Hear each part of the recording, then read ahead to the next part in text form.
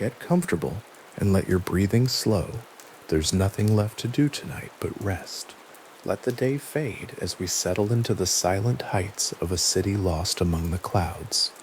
If you find rest here, subscribe, and a new one will be ready each night. A breath drawn slowly on the Bolivian altiplano delivers less than what the body expects. The sensation is not painful. It is simply a quiet subtraction, a slight insufficiency that registers somewhere between the chest and the back of the eyes. A faint lightheadedness that does not resolve, but instead becomes the baseline condition of being in this place. A new kind of ordinary that the body accepts within a day or two and eventually forgets to notice. At 3,850 meters above sea level, atmospheric pressure is roughly 40% lower than at sea level, and the air that moves across the open Puna grassland carries that reduction in every molecule it delivers.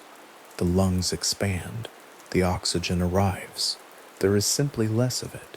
The silence here has a particular quality. There are no trees. The Puna ecozone that stretches across the high Bolivian plateau is a treeless world, a landscape of ichu grass and open sky, and the distant blue outline of mountains. So far away they read as a painted edge rather than a physical presence. Sound does not collect the way it does in a forest or a narrow valley. It disperses. A voice raised here travels a short distance and then simply continues outward, absorbed by the enormous horizontal space until it is gone. The wind moves across the grass with a low and continuous sound, not turbulent but steady, the sound a place makes when nothing interrupts it. At midday, under ultraviolet light so intense at this altitude that it bleaches color from exposed stone over the course of decades, the grass bends nearly flat, and the sky above it is a shade of blue that has no good equivalent at lower elevations, darker, more saturated, the blue of an atmosphere with fewer molecules between the observer and space. This is the world that a civilization chose, not reluctantly, not as a last resort, not in the absence of better options. A civilization of considerable organizational intelligence looked at this plateau and decided to build here, to invest here, to raise monuments here, to feed hundreds of thousands of people here, on the highest inhabited plateau on Earth, in a grassland that receives almost no rain for half the year and can freeze in any month of the remaining 6. The choice is not immediately intuitive. The longer one considers the specific physical facts of this landscape, the more interesting the choice becomes. The Altiplano receives on average between 400 and 600 millimeters of rainfall each year. That figure is not negligible. It is not a desert number, not the near zero precipitation of the coastal Atacama to the west, but it arrives almost entirely concentrated into a single wet season, running from November through March, a 5-month window during which most of a year's moisture falls, soaks into the thin soils of the plateau, and then is followed by 7 months of dry cold. The wet season can feel generous. The dry season corrects that impression steadily and thoroughly. What makes the long-term picture more complex still is that this average annual rainfall has not been stable across centuries. Ice cores extracted from the Quelcaya ice cap in southern Peru, a high-altitude glacial archive whose annual layers of compressed snow preserve a detailed record of past precipitation across the region, document the existence of multi-decadal drought cycles that have moved through the Altiplano repeatedly over in the last 2 millennia. The ice core record does not describe an evenly distributed climate, punctuated by occasional dry spells. It describes a system in which extended droughts lasting decades were a recurring feature, interspersed with periods of relative moisture. For a civilization that chose this particular landscape, that pattern would have been the climate, not an aberration, the rhythm.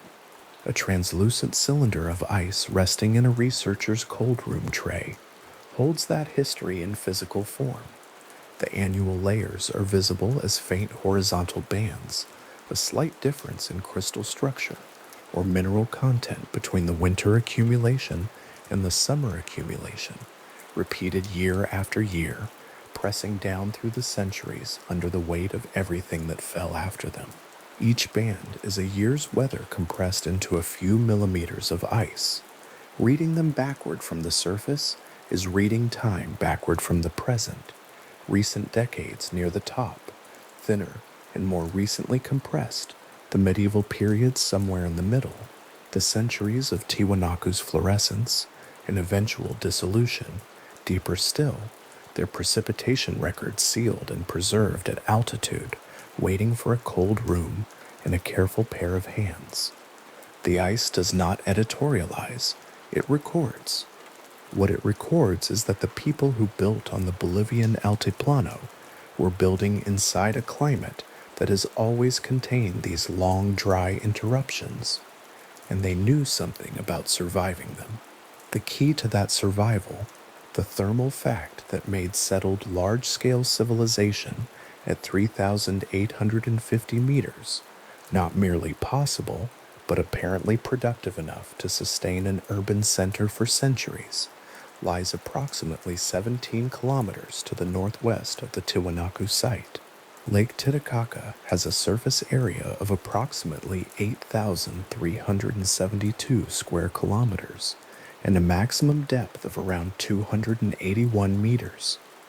Those numbers are the dimensions of a continent in miniature, a body of water so large and so deep that it functions not merely as a lake, but as a thermal system, a massive reservoir of stored heat that interacts with the surrounding altiplano in ways that make the immediate lakeshore a climatically distinct zone from the open grassland, only a few kilometers inland. Water absorbs heat slowly and releases it slowly. A shallow pond loses the warmth of a summer afternoon within hours of sunset. A lake nearly 300 meters deep, at its maximum, covering more than 8,000 square kilometers, holds the accumulated thermal energy of each day's sun long into the night, releasing it gradually into the air above its surface, pushing that warmed air outward over the nearby land. Near the lakeshore, minimum nighttime temperatures are measurably higher than in the open puna, further from the water. The difference of several degrees Celsius may sound modest. At this altitude, on this plateau, where frost can occur in any month of the year, a few degrees is not modest at all. A few degrees is the difference between a potato plant surviving the night and a potato plant blackened and dead by morning. A few degrees is the difference between a viable growing season and a failed one. The thermal reach of Lake Titicaca across the surrounding land is not incidental to the existence of Tiwanaku. It is the precondition. The lake at night is a vast dark mirror at 3,810 meters, holding in its black surface the reflected positions of stars that appear unusually bright at this altitude because there is less atmosphere between the observer and the sky. The Milky Way, when no moon is present, is not the faint smear visible from lower elevations, but a distinct structural feature of the sky, a broad luminous band with individual stars resolvable in its densest regions, its light sufficient to cast a faint shadow on open ground. The water below absorbs that starlight without reflection during cloudy periods and returns it as a mirror during clear ones. Along the lake shore, the totora reed beds grow in the shallows, tall cylindrical stemmed reeds rising 2 to 3 meters from the water, their dense stands providing habitat, raw material for watercraft and construction, and additional insulation for the nearshore water temperature. The frost that forms on the open pampa, a few kilometers from the water's edge, does not form here, or forms later, or forms less severely. The lake breathes warmth into the cold night air, and the cold night air accepts it, and the crop plants in the fields nearest the water survive another morning.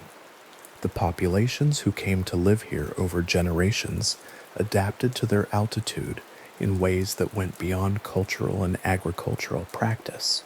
At approximately 3,850 meters, the body's response to reduced atmospheric oxygen over generations of habitation across many generations produces measurable physiological changes.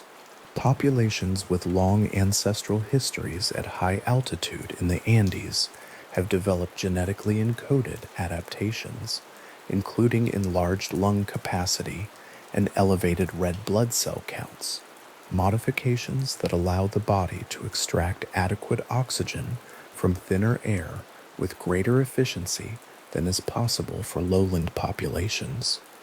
Newly arrived at altitude, these are not acquired characteristics in the individual developmental sense. They are heritable adaptations encoded across many generations of selection pressure, the body's version of the same problem-solving intelligence that designed the raised fields and oriented the gateways and organized the quarrying expeditions. The landscape shaped the people who shaped the landscape. The negotiation was continuous and ran in both directions. Frost can occur in any month of the year at elevations around 3,800 meters on the Altiplano. The growing season, the window of consecutive nights warm enough to allow agricultural crops to mature without lethal cold damage, is typically no more than 120 to 180 days in favorable years. That is 4 to 6 months in a good year in a favorable microclimate. In an unfavorable microclimate, further from the lake's thermal influence, on a slope with poor cold air drainage, in a year when the dry season cold extended later than usual into the planting window, the viable growing season could be considerably shorter. The effective frost-free period is not merely a calendar fact, but a governing constraint that shaped every agricultural decision made on the Altiplano: what to plant, where to plant it, how to build the fields, how to manage water, how to protect the soil surface from the cold air that pooled at ground level on still, clear nights when radiant heat loss from the land surface exceeded what the nearby lake could compensate for. The ichu grass of the Puna is in its own way a solution to this problem. Ichu, the tall, pale, clumping bunch grass that dominates the open Altiplano, is adapted to precisely this regime of frost, drought, and intense ultraviolet radiation. Its leaves are narrow and waxy, reducing water loss. Its root systems go deep relative to its above-ground height. It survives the dry season by going dormant, storing resources below ground, and resumes growth when the rains return in November, with a speed that suggests it has been waiting precisely for this, which in a sense it has. The grass does not fight the climate of the Altiplano. It is made for it. The civilization that grew up in this same landscape took a different approach, not to passively embody the climate's constraints, but to engineer around them, to build physical systems that modified the thermal environment at the scale of individual fields, to move water and stone in ways that created microclimates more favorable than the surrounding landscape offered by default. The ichu bends in the wind, the people built walls. At midday on a clear dry season day, the quality of light on the Altiplano is unlike anything at lower elevations. The reduced atmosphere provides less filtration of the solar spectrum, and ultraviolet intensity at this altitude is significantly higher than at sea level.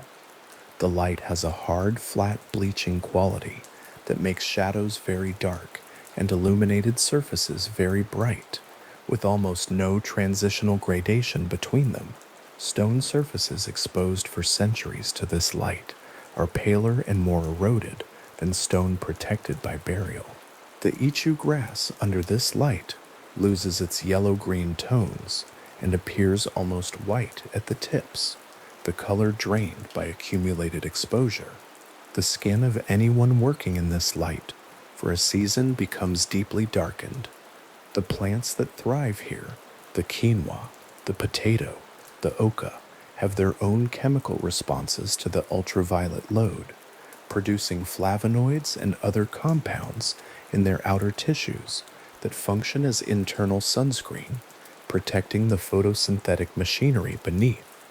A quinoa plant in a high-altitude field at the edge of its planting season is a small accumulation of adaptive solutions, its reddish seed head, dense and heavy for its stem, standing in soil that will freeze solid by midnight and thaw again by 9 the following morning. It has been growing here in various forms for long enough that the altitude is part of its nature rather than an obstacle to it. The Cordillera Real is visible from the Tiwanaku site on a clear dry season morning as a long serrated ridge of white along the eastern horizon, the highest summits rising above 6,000 meters, their permanent snowfields catching the morning sun, while the plateau below them is still in the cold shadow of the early hours before full daylight. These mountains are not merely scenery from the Altiplano, they are the source. The snow that falls on the high peaks over the course of the winter accumulates and then melts slowly during the warmer months, feeding rivers that descend the steep eastern face of the Andes and ultimately make their way through a complex hydrological network into the lake basin. The Cordillera Real determines, in a significant sense, how much water the lake holds, and the lake determines, in turn, how much warmth reaches the fields beside its shore. The mountains, the meltwater, the lake, the thermal gradient, the fields, the crops, the city, these form a chain of physical dependencies that runs from the summit snowfields visible on the horizon all the way down to the root system of a single potato plant growing in a raised field platform on a cold altiplano night. The city was not built in spite of this chain. It was built along it, at the point where the chain's properties made large-scale agriculture possible, if barely, if carefully, if ingeniously. The particular shade of blue that the sky above the altiplano occupies at midday is not easy to describe in terms of other things. It is not the blue of a clear sky at sea level, which appears lighter and more washed out at the zenith, fading toward the horizon in a gradual transition through pale blue and then nearly white. The sky seen from 3,850 meters is darker than that, more saturated, a blue closer to the deepest part of the visible spectrum, the kind of blue that suggests a boundary approaching rather than a comfortable middle ground. This is because less atmosphere exists above the observer to scatter the shorter wavelength light, leaving the sky with more of the deep blue end of the spectrum intact. It is the sky of a place where the atmosphere has already given most of what it has to give, and is now thin enough that the darkness beyond it is becoming perceptible, not threatening, simply present, a reminder of how high up on the surface of a large round object this particular plateau sits. In this light, among this grass, with this particular sky overhead, and this particular lake visible on the northern horizon, a civilization grew. It grew slowly at first, a small farming and fishing settlement, doing what small settlements do, leaving broken pottery and fish bones and middens near the water, building structures that left no monumental trace, living in the specific proximity to the lake that the lake's thermal properties made sensible. The full story of what that settlement eventually became is long and intricate, and belongs to the strata below the present surface. What belongs here, in the opening moments of considering this place, is the physical world itself, the grassland, the altitude, the cold, the particular warmth of the lake, the hard light, the thin air, the frost risk present in every month of the calendar year. A quinoa plant stands in soil that froze last night and will freeze again tonight. Its root system pulls what moisture it can from the granular high-altitude earth. Its reddish seed head, dense with the small round seeds that have provided protein and carbohydrate to altiplano populations for millennia, hangs slightly heavy in the still morning air after the night's freeze has released its grip on the soil surface. The air at this hour, before the sun has had time to warm it substantially, carries a cold clarity that is one of the characteristic sensory facts of the altiplano.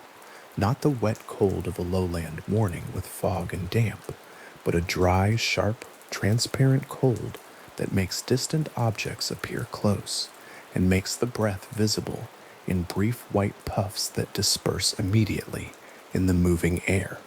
By noon, the sun will have driven the surface temperature up considerably, the soil warming, the air above it warming, the lake's surface absorbing another day's worth of solar energy and storing it in those immense cold depths against the night that will follow. The diurnal temperature swing at this altitude, the range between overnight low and afternoon high, can exceed 20 degrees Celsius on a clear, dry season day. The body of a person accustomed to temperate lowland climates, spending a first day on the altiplano, would feel this range as dramatic. The vegetation and wildlife of the Punto experience it as normal. The freeze-thaw cycle of the soil surface is not a disaster that happens occasionally. It is the daily rhythm of the place. And yet the lake moderates this. The lake, in its immensity and depth, acts as a regulator, absorbing heat during the day, releasing it during the night, smoothing the sharpest edges of the diurnal temperature, extreme in the nearby fields, keeping the minimum temperature in the most favorable microclimates, a critical few degrees higher than the open pampa further from the shore would otherwise allow.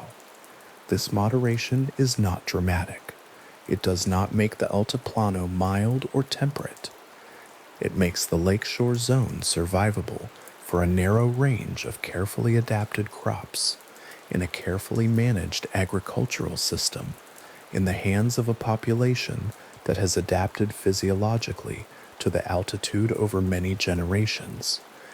It makes possible, that is, the precise circumstances under which a city of this scale could have been built and sustained. The lake at dusk, before the last light has left the sky, holds the colors of the western horizon in its surface, with a stillness that seems disproportionate to the size of the water. The altiplano wind, which has moved steadily across the open grassland all afternoon, often drops in the hour before sunset, and in that stillness, the lake surface becomes genuinely reflective.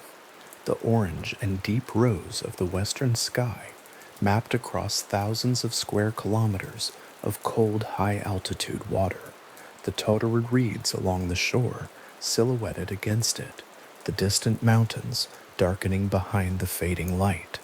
It is a sight that exists here and almost nowhere else in the world, at this altitude, at this scale, with this particular combination of high plateau and enormous lake and sky, that at this elevation has a depth of color that lower places simply do not produce. After the light has gone entirely, and the stars have become the dominant feature of the sky, the lake continues its slow work. The surface temperature, which has absorbed a day's worth of solar energy, radiates that warmth upward into the cold night air at a rate governed by the enormous thermal mass of the water below. The air immediately above the lake's surface is warmer than the air over the open pampa. That warmer air moves outward from the lake's edge across the nearby fields in a slow thermal breath, arriving at the planting surfaces as a slight increase in minimum temperature, a degree or two, perhaps 3, that makes the difference between a frost event and a survivable night for a potato plant or a quinoa stalk in the crucial weeks before and after the main growing season. This warmth is invisible. It cannot be seen or photographed. It is detectable only as a difference in thermometer readings, or as the absence of frost damage on a field that should, by the open plateau calculations, have lost its crop in the night. The lake does not do this as a service. It does it as physics. Water that has stored heat during the day must release that heat at night. The release happens to coincide with the survival needs of the crops in the nearby fields. The civilization that established itself here understood, in some practical and perhaps also in some cosmological sense, that the lake was the reason. The proximity to the lake's shore was not incidental to the site selection. The thermal properties of 8,372 square kilometers of deep cold water, reaching up across 17 kilometers of open grassland, were the invisible infrastructure beneath everything built in stone. The frost on the open pampa, a few kilometers from the shore, forms early in the night when the ground surface has radiated enough heat into the clear cold sky to drop below the freezing point of water. The crystallization of ice on grass stems and soil particles is a quiet process, nearly silent, requiring no particular event to trigger it beyond the steady loss of heat from the ground into the darkness overhead. In the fields nearest the lake, that process happens later, or less completely, or not at all, on the borderline nights when the thermal influence of the water is just sufficient to keep the air temperature at the critical threshold. The farmers who worked those fields knew which fields were safer and which were more exposed. They built their systems with that knowledge encoded in every spatial decision: where to plant, how to orient the raised platforms, how to manage the channel water that held the day's warmth within the field system after the lake's direct thermal reach had begun to attenuate. The light on the altiplano is always moving. The clouds that build over the Cordillera Real during the wet season cross the plateau in visible masses, their shadows tracking across the ichu grass at the speed of the wind, the light switching from intense to dim and back to intense within seconds as a cloud passes the sun.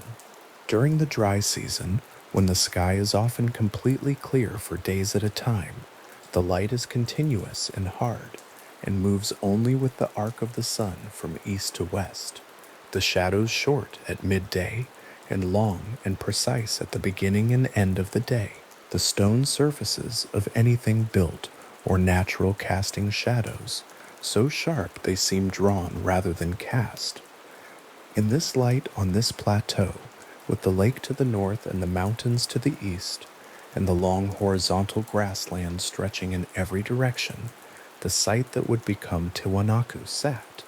It did not look like a future urban center in 300 BCE, or in 100 CE, or perhaps even in 400 CE. It looked like what the landscape offered to people who would learn to read that landscape carefully. A location near enough to the lake's thermal influence to make agriculture viable, far enough from the lakeshore flooding to remain stable, positioned within the Altiplano Basin in a way that gave access to the lake's resources and the upland grazing of the Puna and the various microenvironments of the region. These are not qualities that produce a dramatic founding narrative. They are qualities that produce, over time, a settlement that persists long enough and grows productive enough to eventually become something much harder to explain. The cold that settles on the Altiplano after midnight on a clear dry season night is the cold of altitude in its most unobstructed form, not the cold of a storm or a weather event, but the cold of simply being very high on a clear night, on a large open plateau, with nothing to hold the surface warmth in, and a vast cold sky above, drawing it upward and outward. The grass holds ice crystals on its stalks by 2 in the morning. The soil surface at open sites is hard. The air is still, or nearly still, and in that stillness, the cold is complete and even, not harsh in the sense of being violent, but thorough in the sense of being absolute. Everything in this landscape has made its peace with this thoroughness, or built its walls against it, or cultivated its proximity to the body of water large enough to offer an alternative. The lake does not sleep in the way the land sleeps. It continues, through the night, to release what the day gave it, slowly, at the rate the physics of water and air and thermal exchange permit, outward from its surface into the cold that surrounds it. The surface of the lake at 3 in the morning is warmer than the air above it. The mist that forms in some seasons above the water's surface in the early morning is a visible expression of this differential. Warm water meeting cold air, the heat making its way from the lake into the atmosphere in the form of water vapor that condenses briefly into a low flat fog before dispersing as the air warms with approaching dawn. The lake breathes, the warmth moves, the fields beside it, in the most favorable configurations, in the most carefully constructed agricultural systems, hold just enough of that warmth to let something green and alive continue existing through another cold altiplano night, in a landscape where nothing about that continuation can be taken entirely for granted, and where a civilization once understood that fact precisely and built an entire world around managing it. At the base of the Tiwanaku stratigraphic sequence, pressed into dark lakeside soil, at a depth corresponding to approximately 300 BCE, lies a midden, fishbone, broken pottery, the worked teeth of camelids. These are the ordinary remains of an ordinary evening, food prepared and consumed, vessels broken and discarded, the debris of a settlement that left no more impression on the landscape than 10,000 other villages that stood near lake margins in the ancient world, and left nothing behind but a thin dark line of refuse pressed into the earth. The pottery from this earliest layer is undecorated. The forms are simple. Nothing in the deposit suggests that the people who left it understood themselves to be at the beginning of anything in particular. That is perhaps the most remarkable thing about Tiwanaku's earliest occupation. It was unremarkable. A village near the southern shore of Lake Titicaca in the 3rd century BCE would have been one settlement among many distributed around the lake's broad edge, fishing its cold, clear waters and farming the difficult altiplano soil in small plots, keeping camelids for fiber and transport, and occasionally for meat, trading with neighboring communities who shared the same material culture and spoke closely related languages. The ceramic evidence from this phase shows nothing that distinguishes the Tiwanaku site from contemporaneous communities nearby. No specialized production, no formalized public space, no monumental ambition visible in the record. The site was occupied because the location made practical sense. The lake was close, the soil near the shore was workable.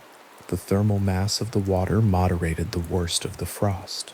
A community settled there for the same reasons.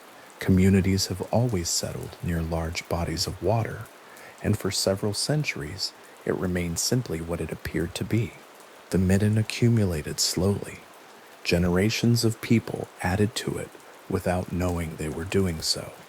Each family's discarded fish bones and broken bowls settled into the layer below, compressing the evidence of their neighbors' meals into something that would eventually be, for archaeologists working 2 millennia later, a column of time readable in cross-section. That column, when excavated, shows what patience looks like in the soil. It shows what staying in one place across generations looks like.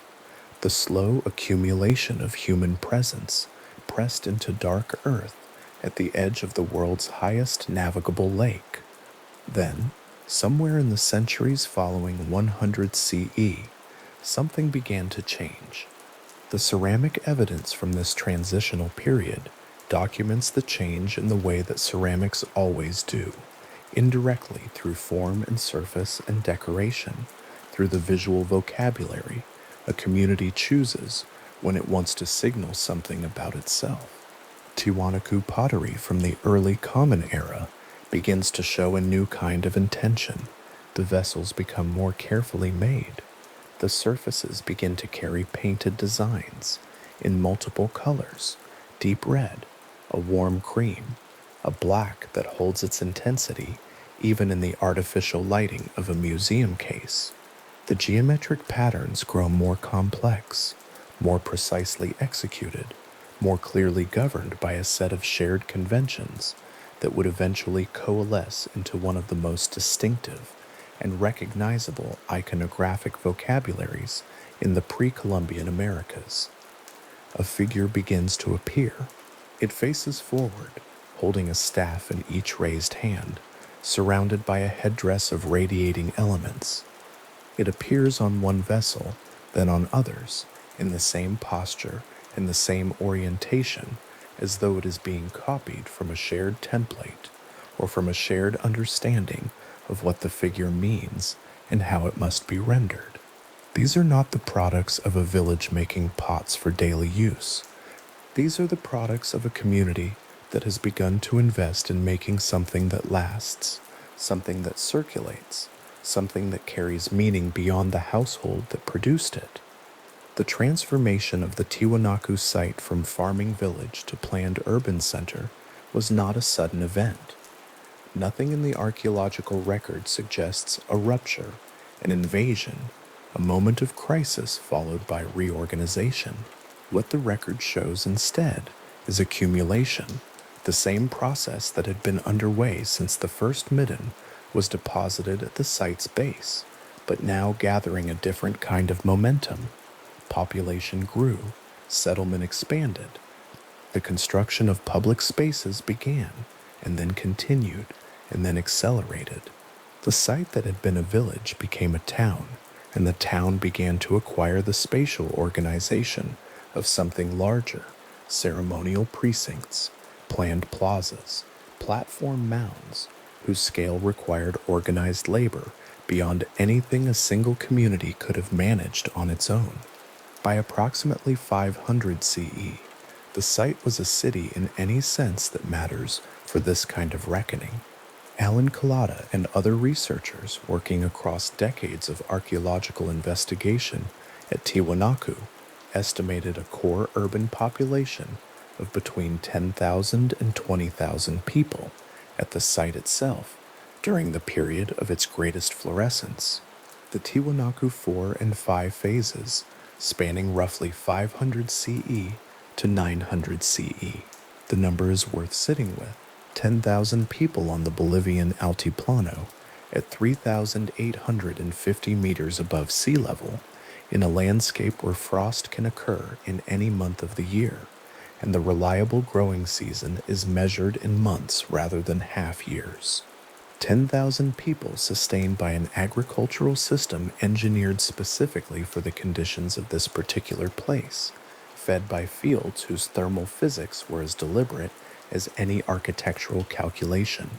The broader population figure, when Collat and others extended their estimates across the full dependent territory of the Tiwanaku Basin, grew considerably larger.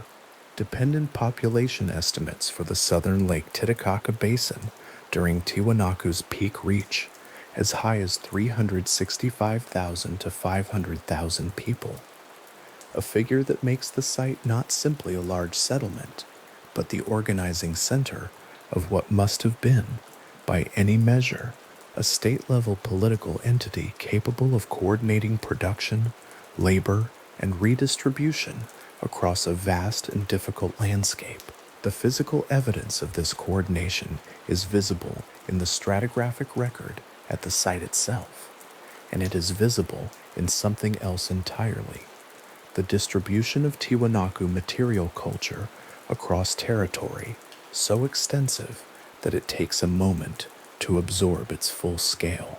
The Tiwanaku political and ideological sphere, at its greatest extent, reached across territories that now belong to 4 separate modern nation-states.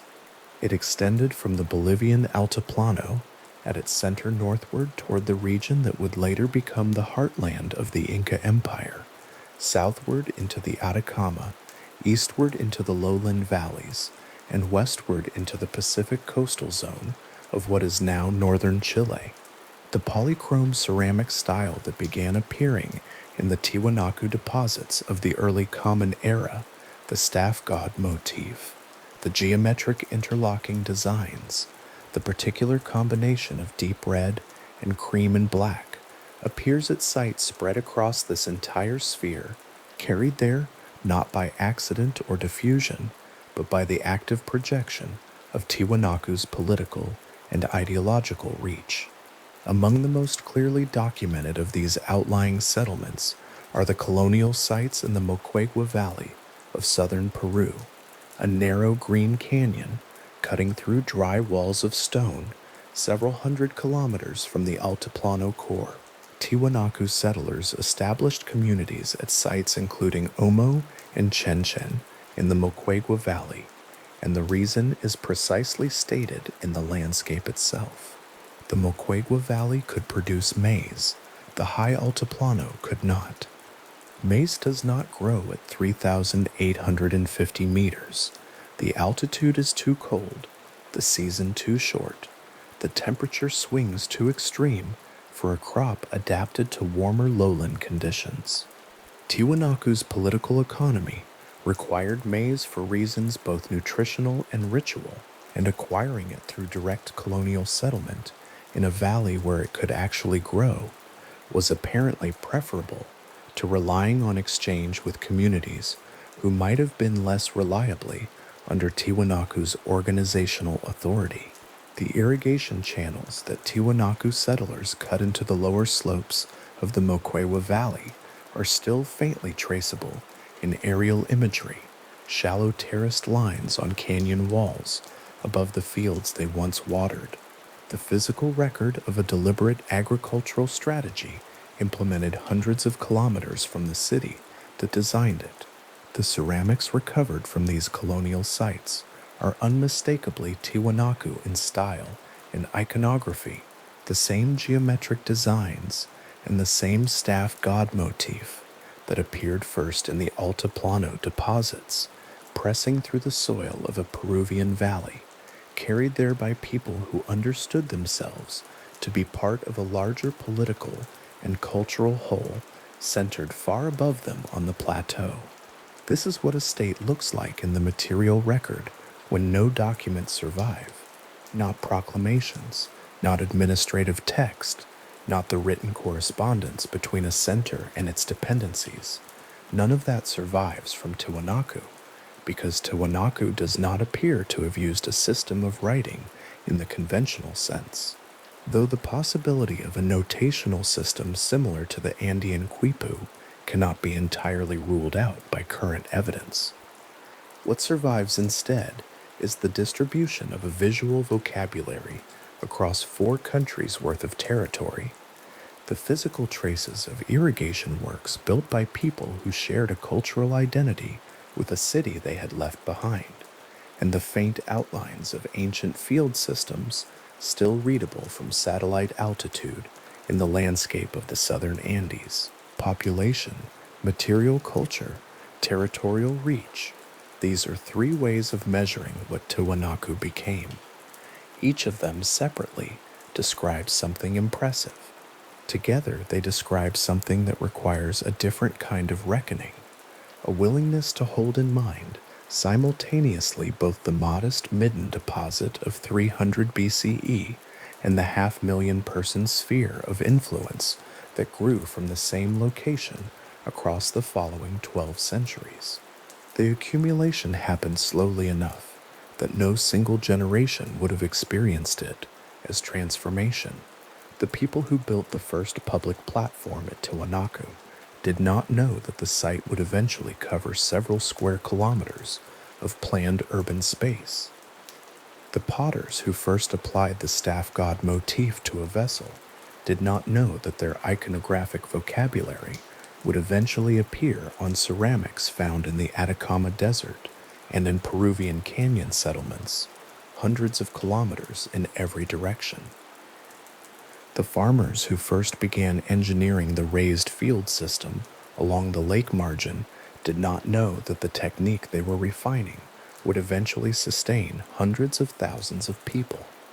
Each generation added a layer to what the previous generation had built, the way a midden accumulates, the way soil forms, slowly, incrementally, one season at a time.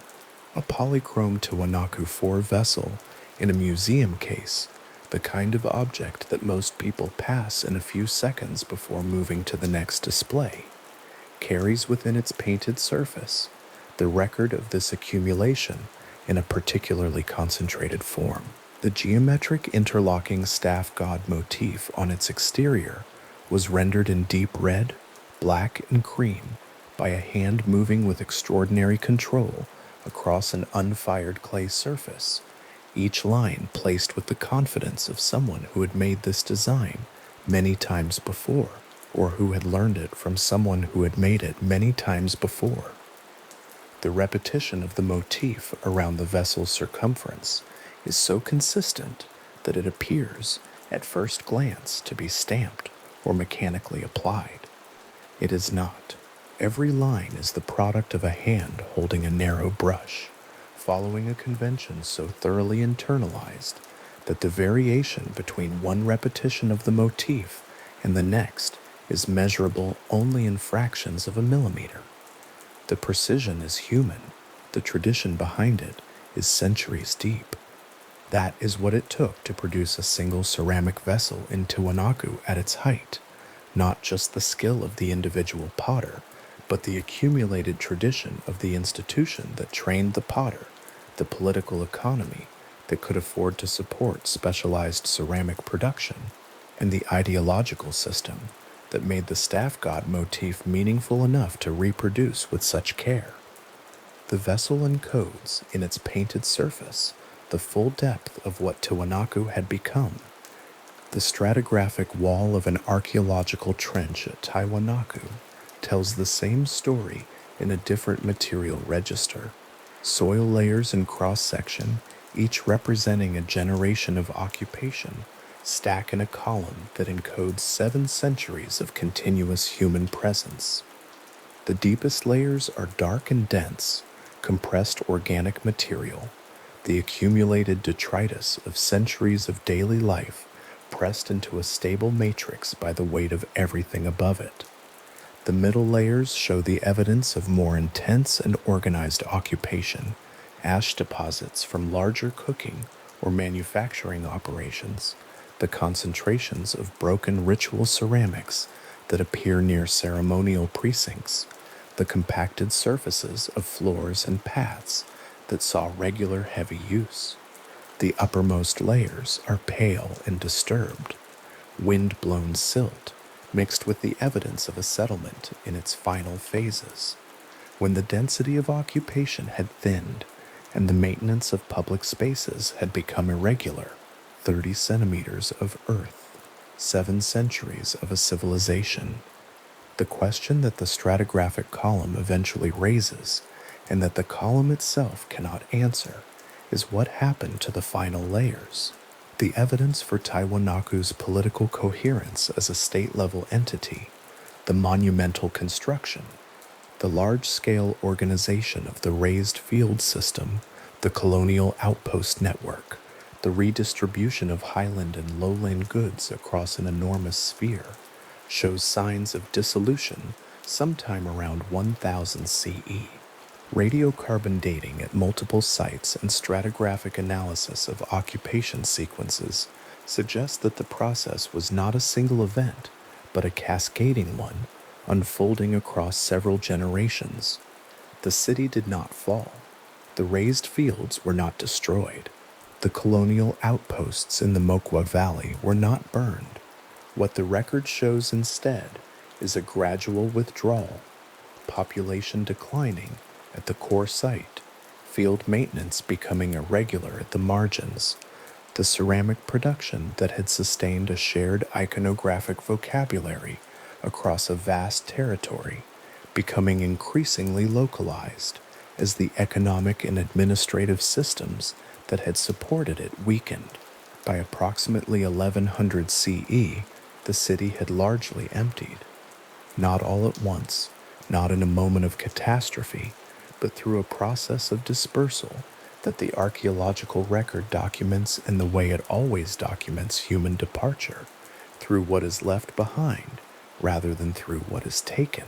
Storage vessels abandoned in place, construction projects halted at various stages of completion, the monumental core standing, its facing stones still in place at this point, its hydraulic channels still functional within the structure of the Akapana, its plazas still open to the thin altiplano sky, but quiet now in a way they had not been for centuries.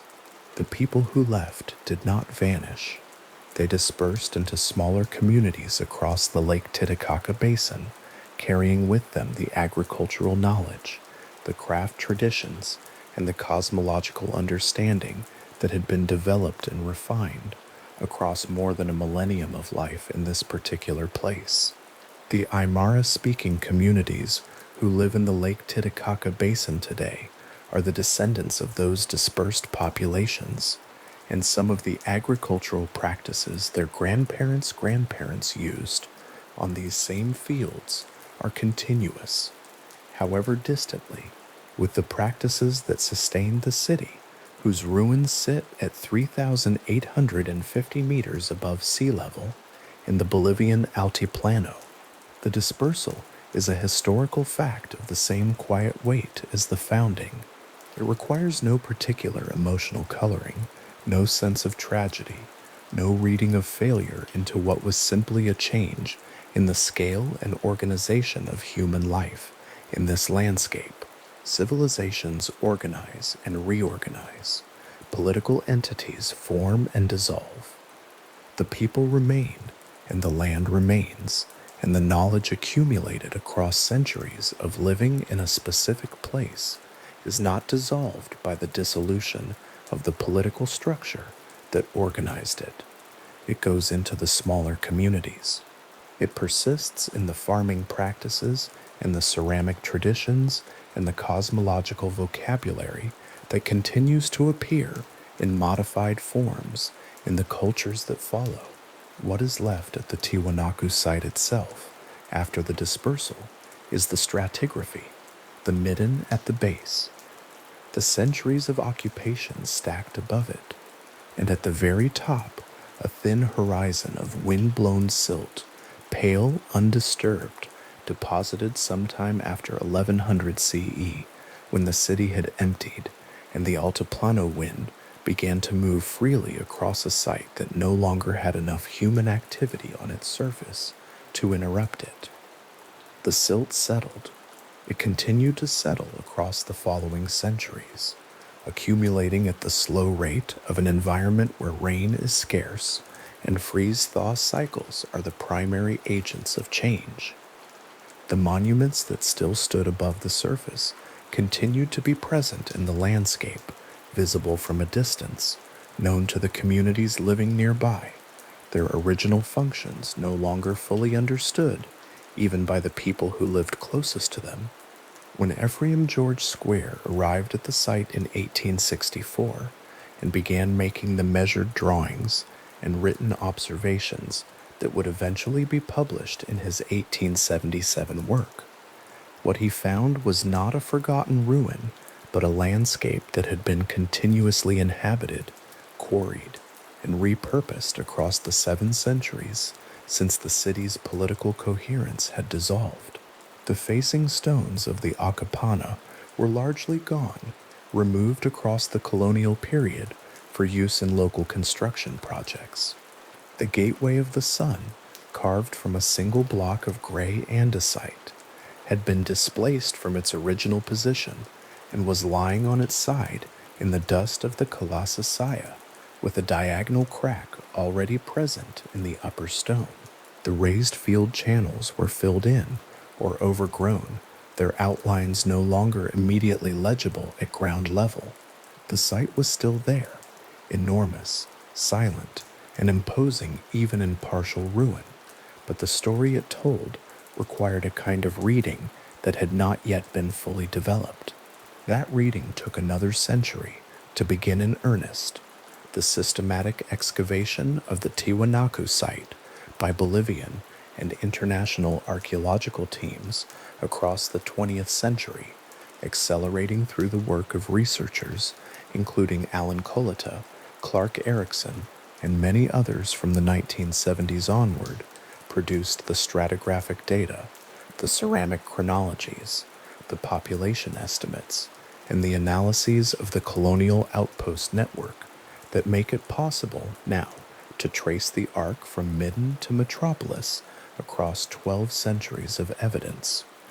Each excavation season added depth to the picture. Each ceramic analysis refined the chronology. Each remote sensing survey extended the known boundaries of the raised field system and the hydraulic infrastructure that connected it. The picture that emerged from this accumulation of research is in its outlines, the one the stratigraphic column had always contained: a slow beginning, a long period of organized growth, a fluorescence during which the site became the political and ideological center of a sphere that extended across 4 modern countries, and then a gradual dissolution that returned the population to smaller and more dispersed units, while leaving the monuments standing above the altiplano for anyone who came later to see and wonder at. The wondering is appropriate. It is what the record invites. A farming village that accumulates across 3 centuries without leaving any trace of exceptional ambition. Then the first signs of a new visual vocabulary appearing on ceramic surfaces. Then public construction beginning, expanding, accelerating. Then a city of tens of thousands of people at 3,850 meters above sea level, sustaining a dependent population of perhaps 500,000 across a sphere that reaches from the Atacama to the edge of the Inca heartland.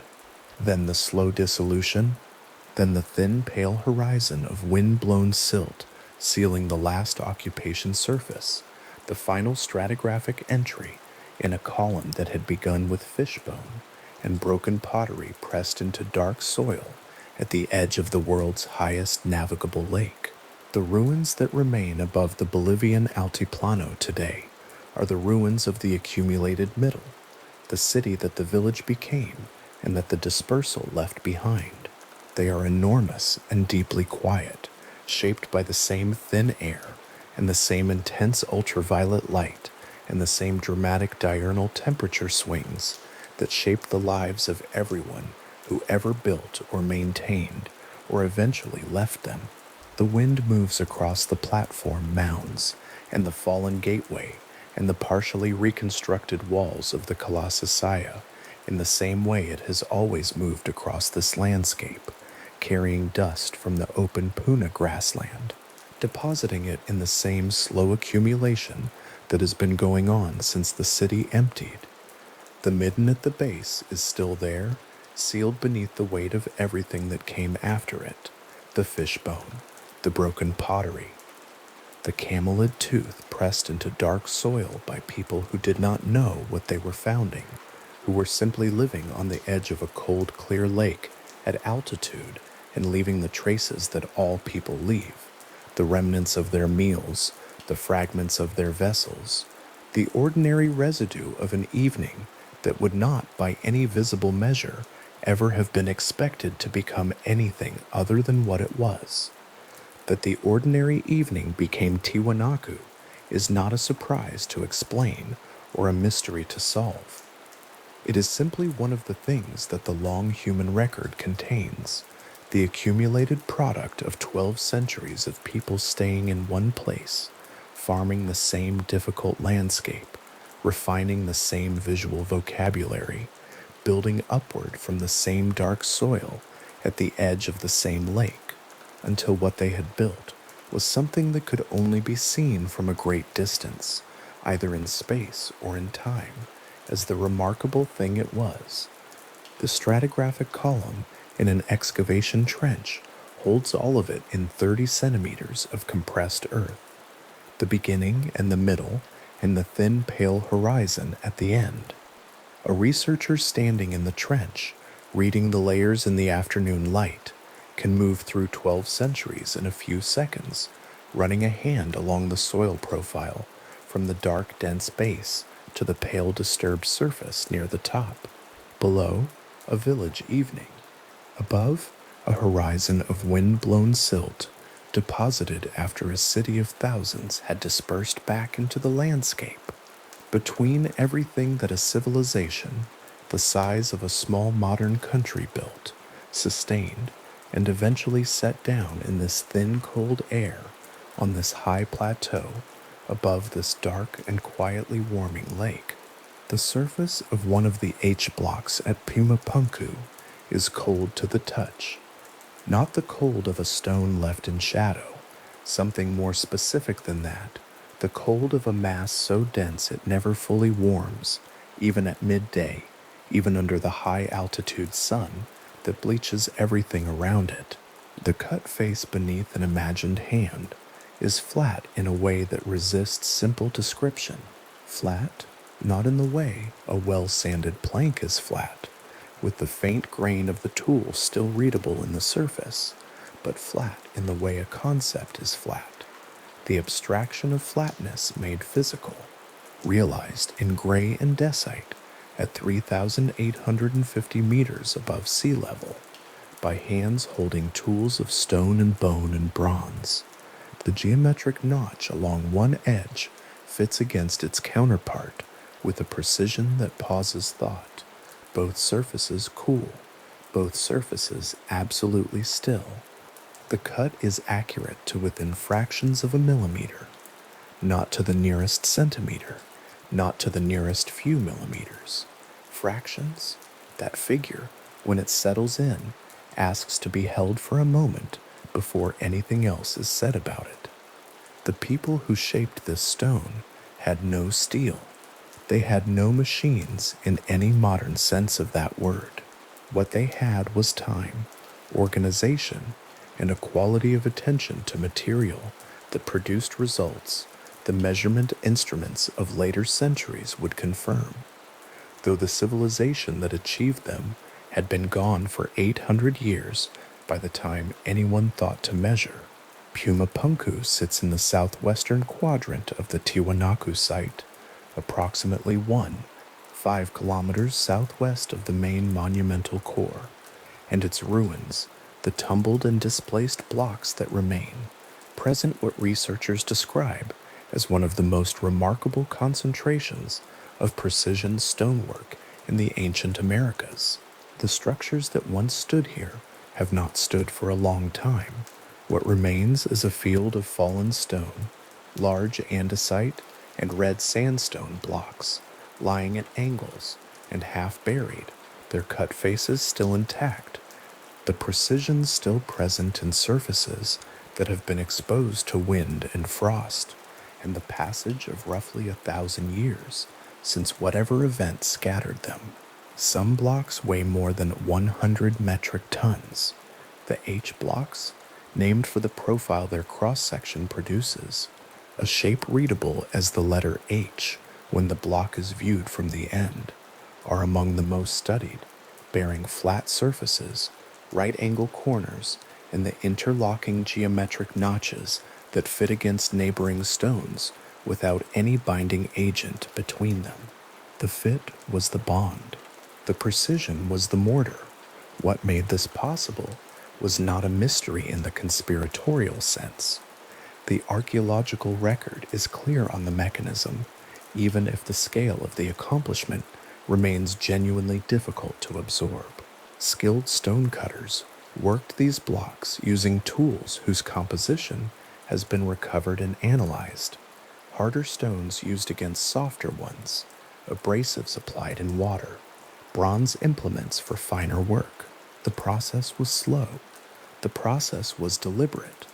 The process was overseen by a civilization with sufficient organizational power to dedicate large numbers of skilled workers to a single task across years, feeding them, supplying them, managing the extraction and transport of raw material from quarries many kilometers distant. The precision is not evidence of something outside human capacity. It is evidence of human capacity operating at a scale and under a level of sustained organizational direction that few polities in the ancient world achieved, and that produced results that remain, even now, worth sitting quietly with. The andesite used in Tiwanaku's monumental construction did not come from anywhere nearby. Geochemical sourcing studies, using X-ray fluorescence and isotopic comparison against known quarry sources, trace the material to the Copacabana Peninsula on the western shore of Lake Titicaca, approximately 90 kilometers from the construction site. 90 kilometers is not a long distance when the path between 2 points is a flat road and the load is light. 90 kilometers across the Altiplano, over water, with blocks weighing between 10 and 100 metric tons, is something else entirely. The most credible hypothesis involves a crossing of the lake itself, blocks loaded onto rafts of reed or balsa wood, the craft riding low under the weight in cold, clear water. The crossing followed by overland movement using wooden sledges, human labor, and the physics of pulling mass across flat stone surfaces with rope. The lake would have been the most forgiving part. Water bears weight with a generosity the land does not offer. The crossing of 90 kilometers of high-altitude lake with a block that weighs as much as a small building is a problem in logistics and materials and patience rather than in any technology beyond what the Tiwanaku state demonstrably possessed. A reed raft on Lake Titicaca carries its load with a specific kind of authority. The tolera bundles from which such rafts are constructed compress under weight but do not give way. They displace water proportional to the mass placed on them, riding lower and lower as the block is maneuvered into position, settling finally into a stable equilibrium a hand's width above the waterline. The lake around such a raft at mid-crossing is enormous, 8,372 square kilometers of cold water at 3,810 meters above sea level. The far shore a dark line, the Cordillera Real rising as white peaks beyond the Bolivian shore to the southeast. The block sits on its bundled platform and does not care about any of this. It has no preferences about the crossing. It simply weighs what it weighs and requires what it requires. The labor that moves it, the poles, the paddles, the rope, the organized human bodies on the opposite shore pulling the loaded raft toward the landing, all of that is the civilization made visible, expressed as force applied in the same direction across 90 kilometers of Altiplano Lake for a purpose that was apparently worth the effort. The dressing of stone to final dimensions happened at the construction site.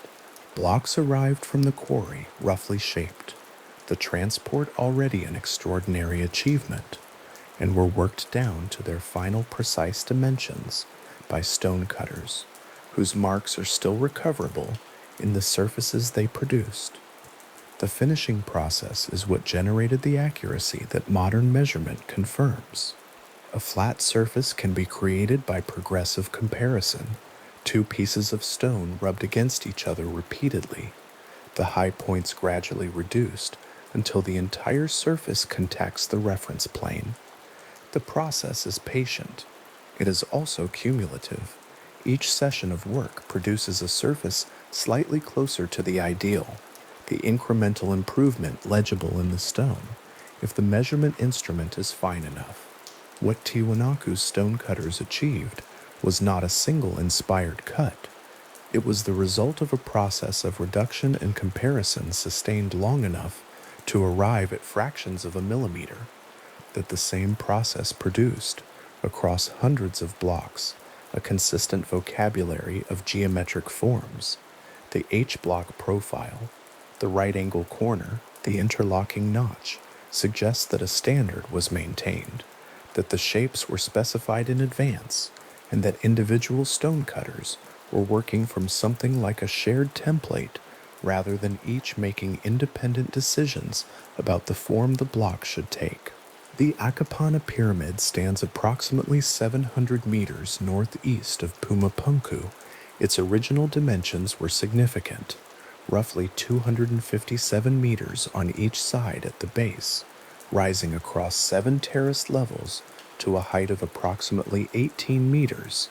The whole structure, andesite-faced and monumental, in the specific way that public platforms intended for ritual use tend to be, designed to be seen from a distance, to function as a focal point in a ceremonial landscape, and to project through sheer scale the organizational authority of the society that built it. What sets the Akapana apart from a simple earthen mound, however, is not its facing stones or its terraced profile. It is what is inside. The internal hydraulic system of the Akapana is one of the more technically sophisticated features of the Tiwanaku monumental complex. A sunken court occupied the summit of the pyramid, a recessed rectangular space at the top of the structure, open to the sky, designed to collect rainwater. From this court, a network of stone-lined channels ran downward through the pyramid's interior, channeling the collected water through the structure at each terrace level before discharging it into a surrounding drainage canal at the base. The channels are not straight drops. They move through the earthen fill of each terrace horizontally before descending to the next level, the water slowing, the direction changing, the whole system managing the flow of water through a built mass in a way that prevented erosion of the interior fill and directed the discharge to a specific point in the surrounding landscape. This was not incidental. The positioning of channels, their dimensions, and their lining with fitted stone all required planning, decisions made before construction began about how water would behave inside the structure once it was built, how fast it would move, where it needed to slow, and where it needed to exit. The internal drainage channel of the Akapana, exposed in cross-section during excavation, is no wider than a human torso. The andesite slabs that line it are fitted against one another with care, flat surfaces meeting, the joints tight, the whole assembly designed to prevent the water that moves through it from seeping into the surrounding fill and undermining the structure from within. Excavation revealed these channels still in their original alignment after 1,000 years of burial. Still in alignment, that detail asks to be paused over. The structure around them had been stripped of its facing stones by centuries of colonial quarrying. The terraced profile had slumped and eroded. The earthen fill had been disturbed and redistributed in places. The channels held. Their internal geometry remained intact because the engineering that produced them was not dependent on what surrounded them, but on the quality of the construction itself, the fit of the stones, the direction of the drainage, the slope calculated to keep water moving without scour. The question of how a construction workforce of this scale was organized has a partial answer in the archaeological record. Alan Collada and other researchers working at Tiwanaku proposed that major monument construction would have involved workforces numbering in the thousands, organized through a labor tax system consistent with Andean practices documented in later periods and referred to in the Quechua and Aymara languages as mitia. The mitia was not slave labor in the sense of permanent coerced servitude. It was an obligation owed by communities to the state, a period of communal labor performed in exchange for the state's management of agricultural infrastructure, storage of food against drought, and maintenance of the ritual calendar that structured the year. Workers came from the communities whose fields and water systems the state had built and maintained. They came for a period of time, performed their labor, and returned. The obligation was real. The return was also real. Feeding a workforce of thousands on the Altiplano required the same organizational capacity that built the monuments. Storage compounds near the monumental core of Tiwanaku held the foodstuffs that sustained construction labor: dried potatoes, dried meat, preserved fish from the lake, quantities of grain and root crops drawn from the raised field system whose production the state managed.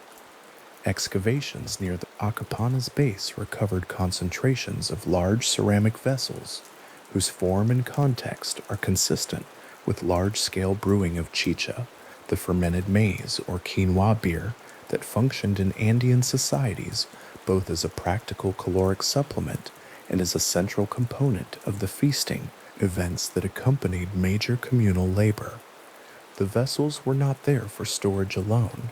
Their distribution, their size, and the residues they retained suggest active use, large gatherings, large quantities, the kind of organized collective eating and drinking that in Andean political economy was inseparable from the labor that preceded it. The floor of one of those storage rooms, exposed during excavation, still holds the ring stains left by ceramic vessels once filled with chicha. The stain is not dramatic. It is a faint circular shadow in the floor surface, the residue of a vessel base, repeated across an area wide enough to hold dozens of pots, the marks of a brewing operation conducted once or many times in a specific room for a specific purpose. Something happened in this room that was organized and repeated and left a record in the floor. The brewing was part of the building. The feast was part of the labor. The ring stains in the floor are, in their quiet way, a record of the political economy that raised the Acapana above the flat plain of the Altiplano and held it there for centuries. The Casa Saya sits north of the Acapana, its rectangular compound defined by alternating tall upright stone pillars and lower infill blocks, a wall construction technique that gives the enclosure a rhythm, a series of vertical accents spaced along the perimeter that the eye reads as a progression. The compound measures approximately 120 by 130 meters, making it large enough to contain several thousand people in its interior court. What the Casa Saya contains, in addition to the space of its court, are alignments.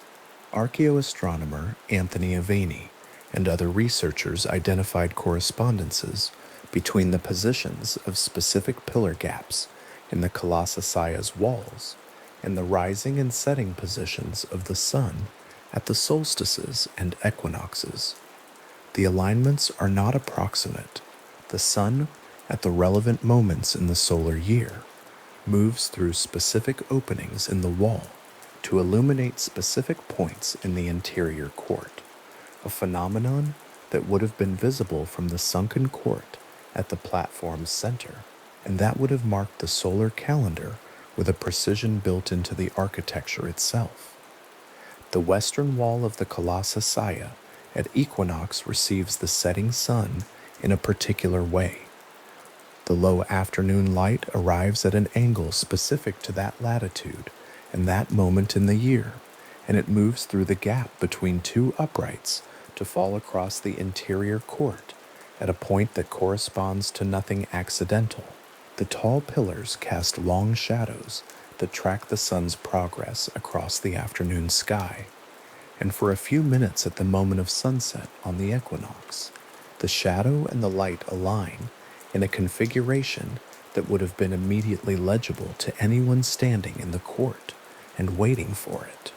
Whether this was used to regulate agricultural activities, to mark ritual occasions, or both, the alignment is not a coincidence of construction.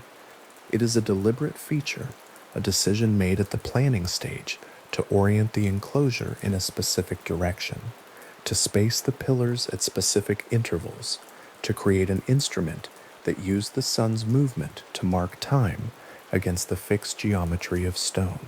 The relationship between monumental architecture and the solar calendar is not unusual in the pre-Columbian world, but the Colossaea's alignments have a specific quality that is worth attention.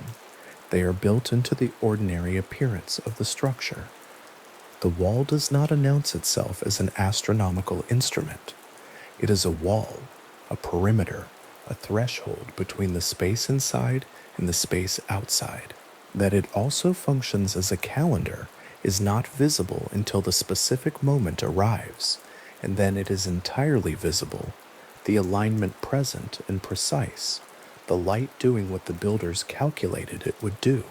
The knowledge required to produce this result was not incidental. Whoever planned the Colossaea's orientation understood the solar calendar with sufficient precision to encode it in stone, and understood how stone, shadow, and sunlight interact across the specific geometry of the altiplano landscape. That understanding was then transferred into a construction, into the decisions made about which way the compound would face, how wide the gaps between the uprights would be, how tall the pillars needed to be to cast shadows of the right length at the right season. The material that moves between Puma Punku and the Colossaea and the Acapana, the andesite, the red sandstone, the fitted stone channels, and the carved pillar faces, and the H-blocks lying in the dust, is all the same material in a fundamental sense. It is the product of a single decision made over and over across generations to build here, at this altitude, in this landscape, with this stone, to this precision. That decision was not made once. It was renewed each time a block was quarried and floated across the lake. It was renewed each time a workforce assembled at the Acapana's base and received their chicha and their food and went to work. It was renewed each time a stonecutter reduced a block another fraction of a millimeter toward the flatness, the final fit required. The monuments are not a single act of will. They are a sustained act of will, extended across several centuries, each generation maintaining and extending what the previous generation had built, the accumulation eventually producing something whose scale is only legible from a distance, from above, from later, from the position of someone measuring and recording what remains. Remote sensing surveys of the Tiwanaku site and its surrounding landscape have made the scale legible in a way that surface observation alone cannot achieve. Satellite imagery and aerial photography reveal the spatial organization of the monumental core, the Acapana, the Colossaea, the semi-subterranean temple with its tenon heads set into the interior walls, the Puma Punku complex to the southwest, as a planned arrangement of structures within a larger ceremonial precinct, the sunken court adjacent to the Colossaea, a rectangular depression approximately 26 meters on each side, whose interior walls once held carved stone, tenon heads projecting from the masonry at regular intervals, sits in relationship to the Colossaea's western entrance in a way that suggests the two structures function together as a single spatial experience. The descent into the semi-subterranean court, the ascent onto the Colossaea platform, the movement between two levels of the same ceremonial world, the carved faces of the tenon heads, stone portraits of varying physiognomy, some interpreted as representing different ethnic or regional identities among the polity's constituent populations, look inward from the walls of the sunken court at whoever stands at its center. The internal world of the Tiwanaku monumental precinct is reconstructible in outline, if not in full detail. The plans of the principal structures are known through excavation and survey. The materials are known, the alignments are measured, the hydraulic channels are mapped. What cannot be fully recovered is the experience of moving through this space as it was originally constituted.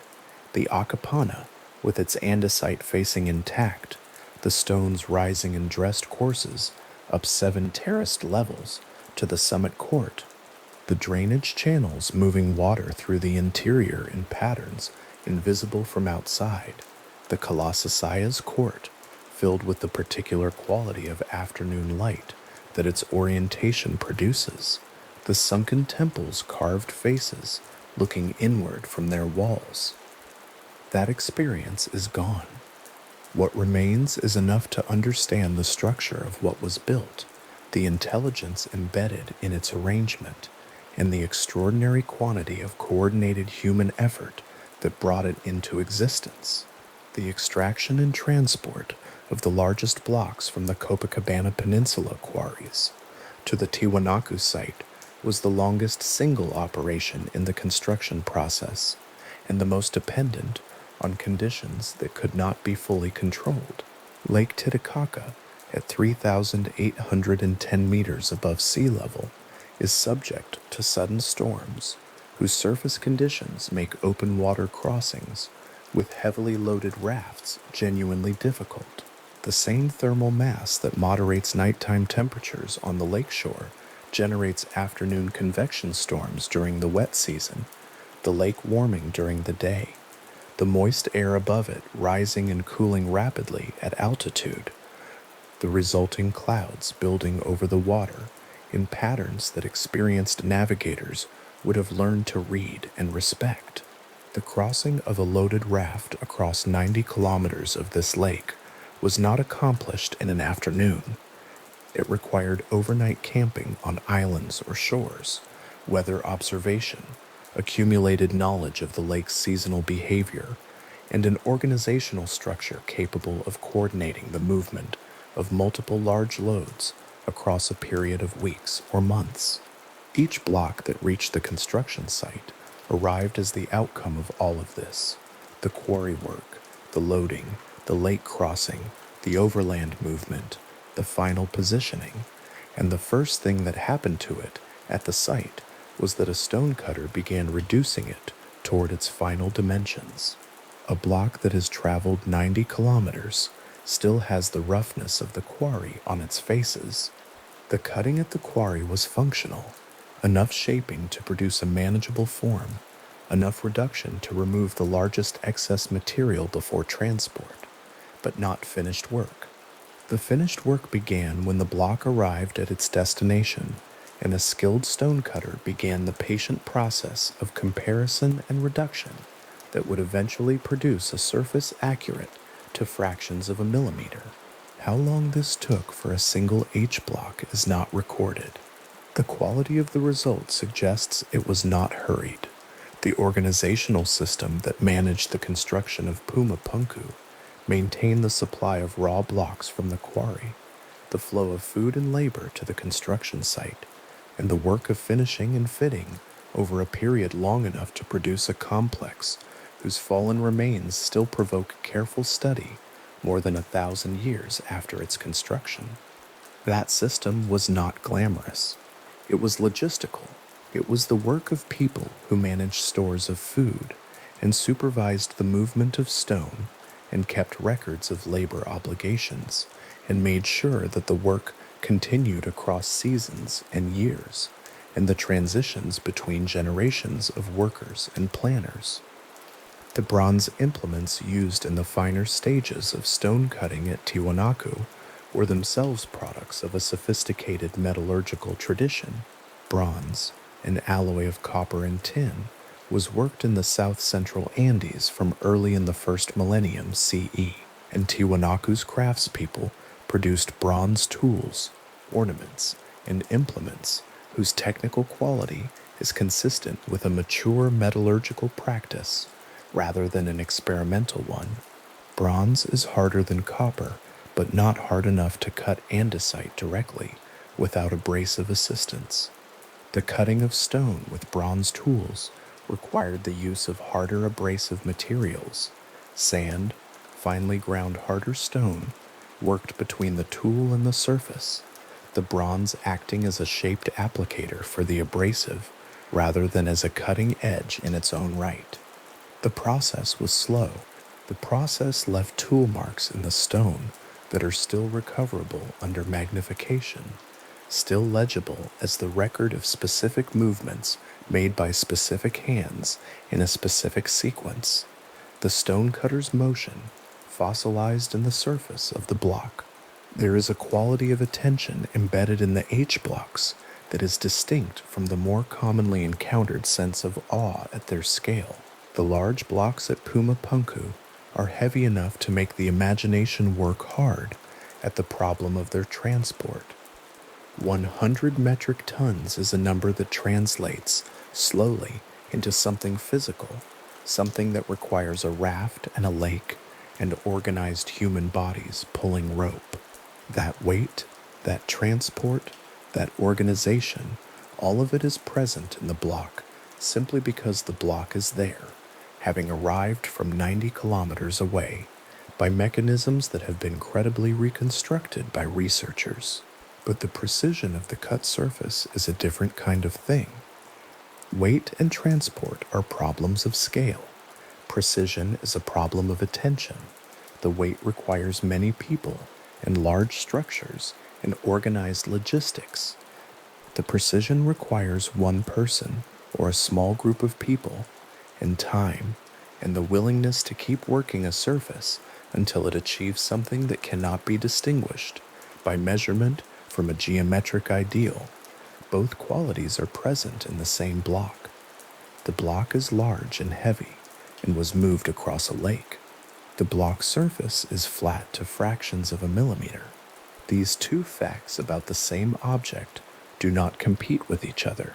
They describe a civilization that organized logistics at the scale of a state and sustained craft attention at the scale of a single hand moving across stone, and found a way to make both of these things happen in the same place, at the same time, in the service of the same purpose. The sunken court beside the Kalasaya, with its inward-facing carved stone tenon heads, and the Akapana with its internal hydraulic channels, and the H blocks at Pumapunku with their surfaces accurate to fractions of a millimeter. These are not independent facts about an ancient site. They are expressions of the same thing, a civilization that brought a particular quality of organized intelligence to bear on the physical world, and whose results are still present in the stone they left behind, still measurable, still capable of producing the particular quiet that follows from encountering a human achievement that required everything the people who made it had to give. The Akapana, as it stands today, is a different thing from the Akapana that stood in the 9th century CE. The difference is in the surface. The original andesite-facing stones, the dressed blocks that covered the earthen fill of each terrace, that gave the pyramid its profile and its texture, that held the drainage channels in their positions within the interior, were removed systematically over the centuries following the city's abandonment. The Spanish colonial settlement at Tiwanaku, established in the 16th century, used the dressed stones of the Tiwanaku monuments as a quarry. A church was built from Tiwanaku stone. Roads were built from Tiwanaku stone. Roads were built from Tiwanaku stone. The andesite that had been quarried on the Copacabana Peninsula and floated across 90 kilometers of lake and cut to precise dimensions and set in courses to form the facing of a 7-terraced pyramid was removed from that facing and relocated into colonial construction projects. The labor of its original transport and cutting now serving purposes entirely unrelated to the ceremonial landscape for which it was intended. What remained was the earthen core, the fill that the facing stones had enclosed, now exposed and subject to erosion by rain and frost and wind. The core is not without structure. The internal channels remain in their positions within it.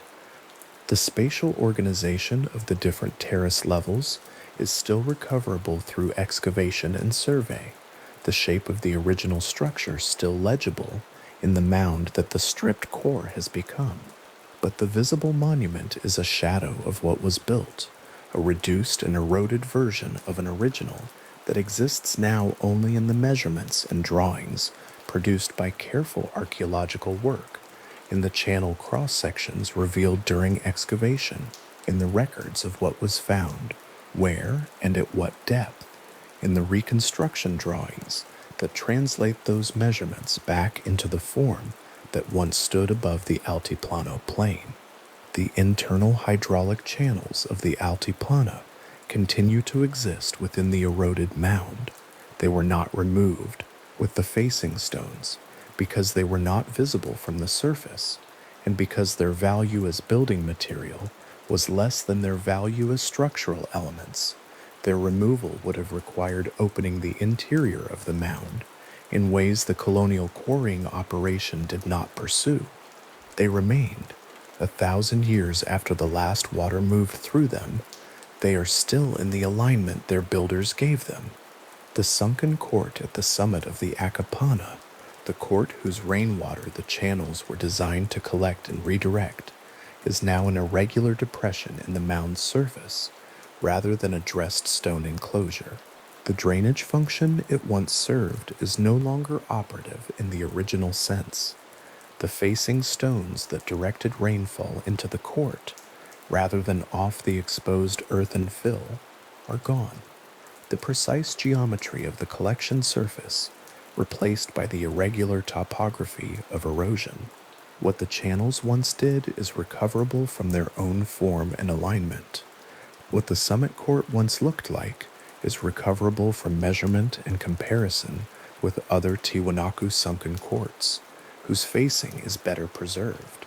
What the whole structure felt like from the outside, the dressed stone rising in 7 terraced levels above the plain, the summit court visible only to those who climb to the top, the drainage working invisibly within the interior whenever it rained, that is available now only in the form of a reconstruction, a careful, evidence-based inference about an object that no longer exists in its original form. The andesite is still there, in pieces, some of it still on the site, and some of it in the walls of structures built in the centuries after Tiwanaku was abandoned. The hydraulic channels are still there, intact in their alignment, waiting for water that no longer arrives from a dressed stone court above them. The H-blocks at Pumapunku are still there, lying where they fell or were moved in the various disturbances the site has experienced. Their cut surfaces still precise, their interlocking notches still carrying the geometry of a fit that has not been made since the structure they belonged to was standing. The Kalasasaia's pillars still stand, still spaced at the intervals that produce the equinoctial alignment, though the interior court they once enclosed is now open to the surrounding landscape rather than separated from it by a complete enclosure. The alignments still work. The sun still sets through the gap between the specific uprights on the equinox, still illuminates the interior court at the angle and from the direction the builders intended. The equinox happens whether or not anyone is standing in the court to observe it. The light moves through the gap in the stone. It falls across the interior in the configuration the builders calculated, and then the sun continues setting, and the Altiplano cools, and the long dry season night comes down over the site as it has come down over it for 1,000 years, since anyone stood there waiting for exactly that.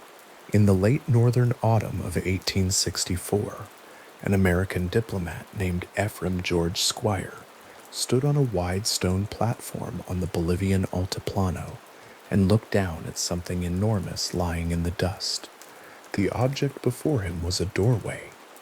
Not the arch of a doorway, not the frame of one, but a complete monolithic threshold carved from a single block of gray andesite, standing in its original position, nearly 3 meters tall and almost 4 meters wide. It was not standing now. It lay on its side in the dry earth of the Colosseum platform, tilted from its original orientation, its carved upper face pointing toward open sky. A diagonal crack ran through the upper portion of the stone, the kind of fracture that suggested seismic stress, or the slow movement of weight over centuries, or perhaps both. The stone weighed, by later estimates, approximately 10 metric tons. Nothing about its position indicated that anyone had moved it deliberately.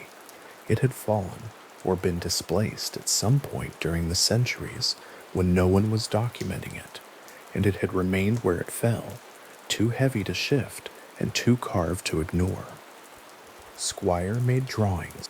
He worked in a field notebook with the methodical patience of someone who understood that the object in front of him was not going to yield its meaning quickly, and that precise measurement was more valuable under these conditions than interpretation. The altiplano wind moved across the open platform around him. The sky above the stone was the particular deep blue of high altitude, a shade darker than sky at sea level, the color of atmosphere thinned to its working minimum. The carved face of the gateway looked upward into it, every figure in the frieze exposed to a light so intense it left no shadow within the carved relief. He measured the height of the stone. He measured the width. He recorded the crack.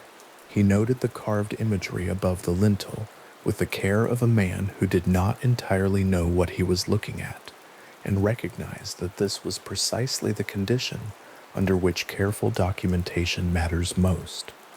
His account would be published in 1877 in a work titled Peru, Incidents of Travel and Exploration in the Land of the Incas.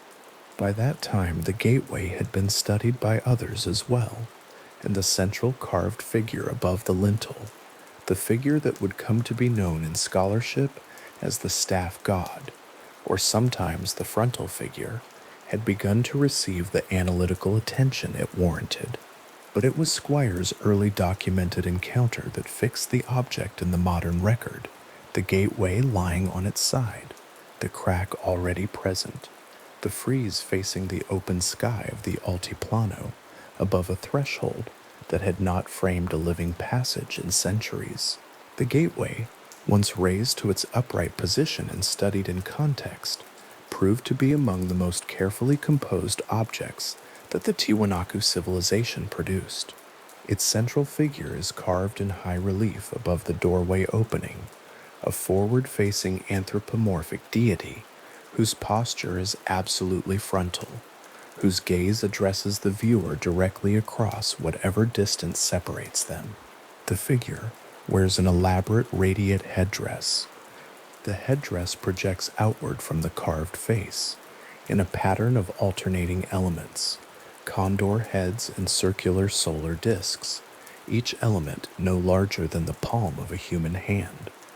The whole assembly compressed into the upper register of the stone with a density of detail that requires close attention to fully resolve. Each disc within the headdress carries its own internal carving. Each condor head is rendered with the same precision as the one beside it, though no two are identical in every fine particularity. The figure holds a staff in each raised hand. The staffs are topped with condor heads as well, the imagery of the bird of prey that flies at the highest altitudes, echoed and multiplied across the composition as though the gateway were less a doorway than an argument about what the sky contained. This central figure is identified by many researchers as a precursor to, or an early manifestation of, the creator deity, known in later Inca traditions as Viracocha. The connection is not a simple one. Viracocha, as described in post-conquest Andean sources, compiled by Spanish chroniclers, is a sun-associated creator figure credited in those later traditions with fashioning humanity at Lake Titicaca, at the very body of water whose shore Tiwanaku occupied. The parallels between the Inca deity and the staff god of the gateway have been noted and argued over by generations of scholars. What can be said with precision is that the forward-facing anthropomorphic deity, holding a staff in each hand, associated with solar imagery and elevated above a threshold through which human beings pass, was a central figure in Tiwanaku's visual theology more than 5 centuries before the Inca state consolidated power in the same Andean world. The line of continuity is real. Its exact nature remains a question the record addresses only partially. Flanking the central staff god, extending across the full width of the lintel stone above the doorway opening, runs a frieze of 48 smaller attendant figures, arranged in 3 horizontal rows of 16. Each figure is shown in profile, facing inward toward the central deity. Each carries a staff or scepter.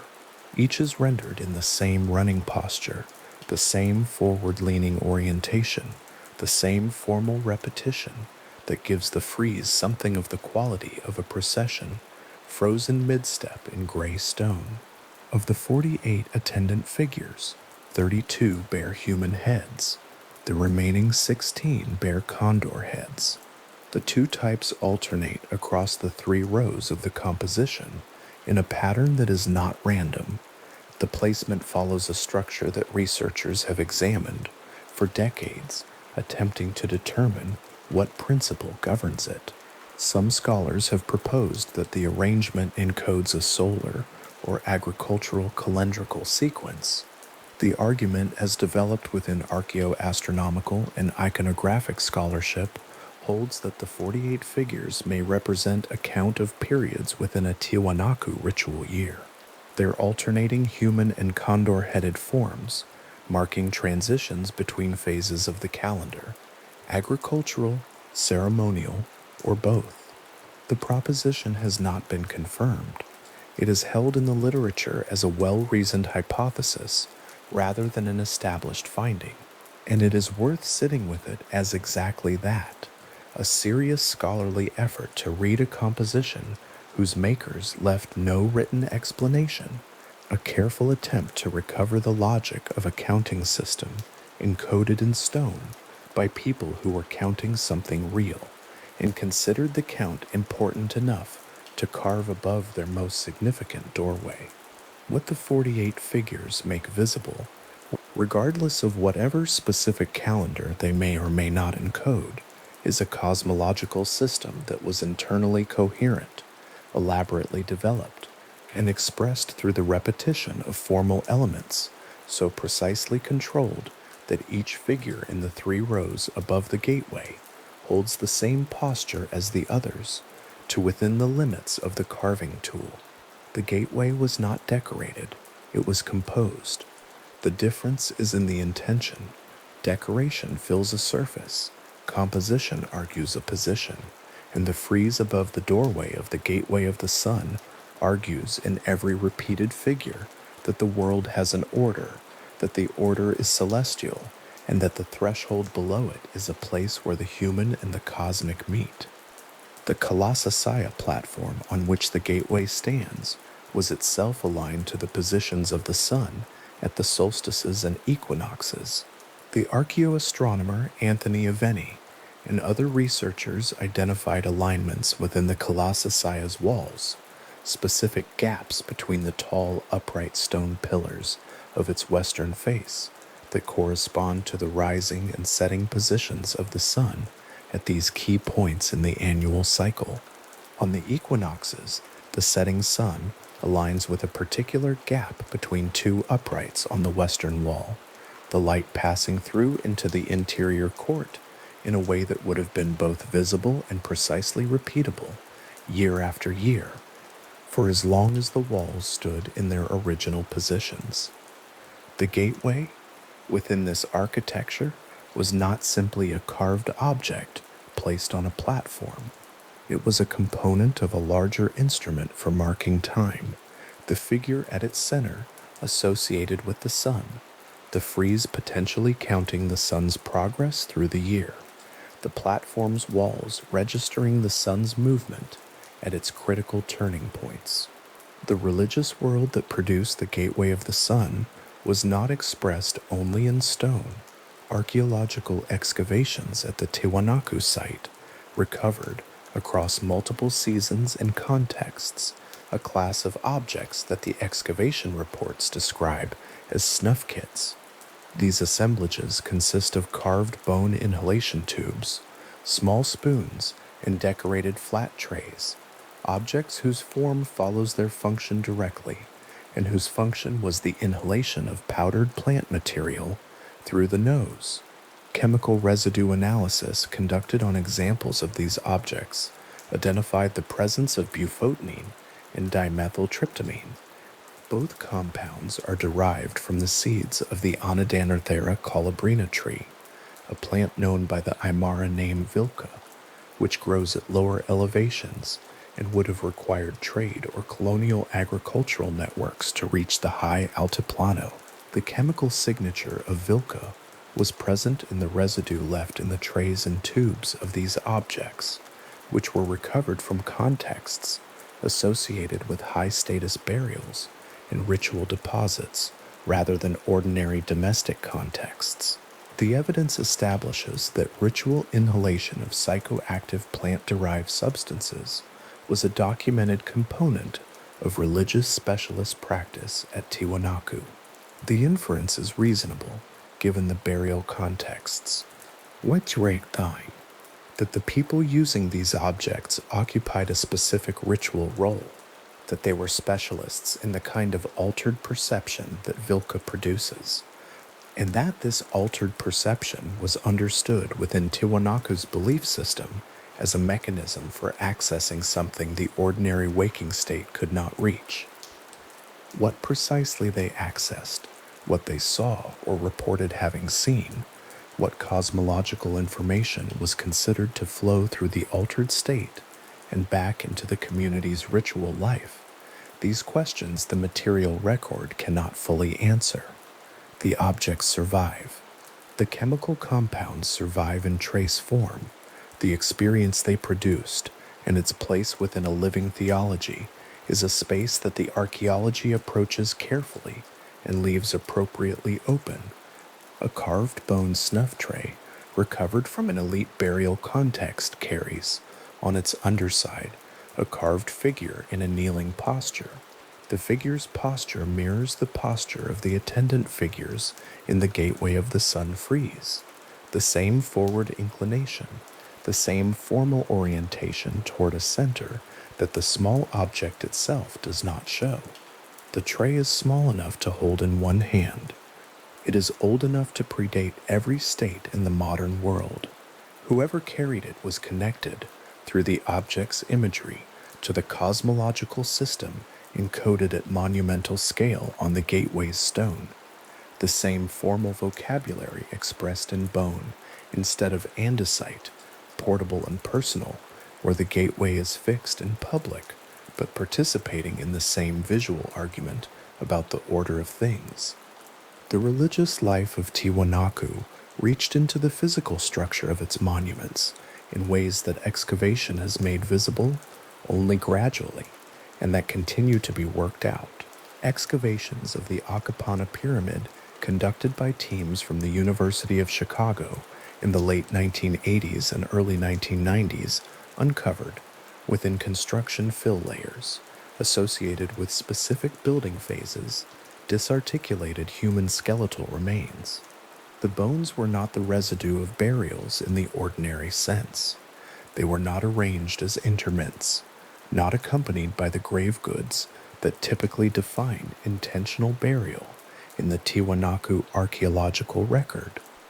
They were found mixed into the fill used to build the monument, present in structured deposits alongside broken high-quality Tiwanaku ceramics and llama bones, the combination forming a pattern that the excavators interpreted as dedicatory in nature. The deposits were offerings made to consecrate the monument during its construction. Human remains, animal remains, and deliberately broken prestige ceramics were deposited together at specific points in the building sequence, sealed within the structure as it rose, intended to remain there. The interpretation situates these deposits within a tradition of architectural consecration documented across Andean prehistory, in which the act of building a major monument was understood as a ritual event requiring sacrifice, not merely labor organized toward a practical end, but a negotiation with forces whose cooperation made permanent construction possible. The Yokapana itself, the largest of Tiwanaku's pyramid structures, measuring approximately 257 meters on each side at its base, and rising originally to around 18 meters across 7 terraced levels, was not simply a platform for ceremony, it was an engineered object. Within its earthen and stone fill ran a system of stone-lined channels and vertical shafts designed to collect rainwater from a sunken court at the summit, directed through the structure's interior at each terraced level, and discharge it into a surrounding drainage canal at the base. The hydraulic system built into the pyramid's fabric connected the structure to rain, to the water that fell from the sky. The gateway's central figure faced, in a way that was physical and functional, rather than merely symbolic. Rain fell into the summit court. The court caught it. The channels moved it downward through the body of the monument. It emerged at the base and entered the canal system of the wider urban landscape. The pyramid breathed the rain through its interior and released it to the city below. Standing before this structure now requires some effort of imagination. The Akapana, as it exists today, has been significantly altered by centuries of colonial quarrying. Its original andesite-facing stones, the dressed blocks that once covered its terraced exterior, were removed over a long period following the Spanish conquest, repurposed as building material for colonial-era construction nearby. What remains exposed is primarily the pyramid's earthen core, which has eroded and slumped over the intervening centuries into a form that still commands the landscape, but no longer conveys the precise geometry of the original structure. The internal hydraulic channels exist now as archaeological exposures and measured drawings. Their stone lining is visible in excavation photographs cut in cross-section, the fitted andesite slabs still holding their original alignment despite the weight of 1,000 years of fill above them. The terraced summit court, where rain was first received and the drainage system began, survives as a depression rather than a defined architectural space. The visible monument is a shadow of what was built. What was built, the record shows, was a structure that combined the functions of a monument, a hydraulic instrument, and a consecrated space into a single engineered form. Its summit court collected rain. Its internal channels moved rain through its body. Its fill contained the bones of people and animals offered at the moment of its construction.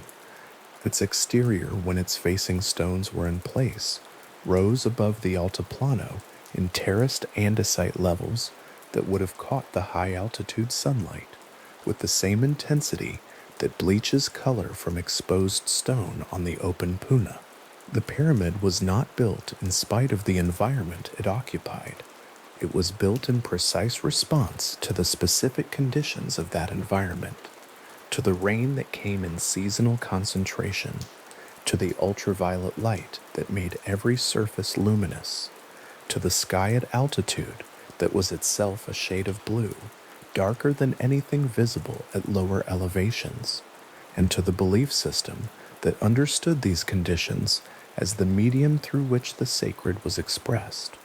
The gateway and the pyramid occupied the same ceremonial landscape, separated by a short distance on the platform, connected by the visual and ritual logic of the same cosmology.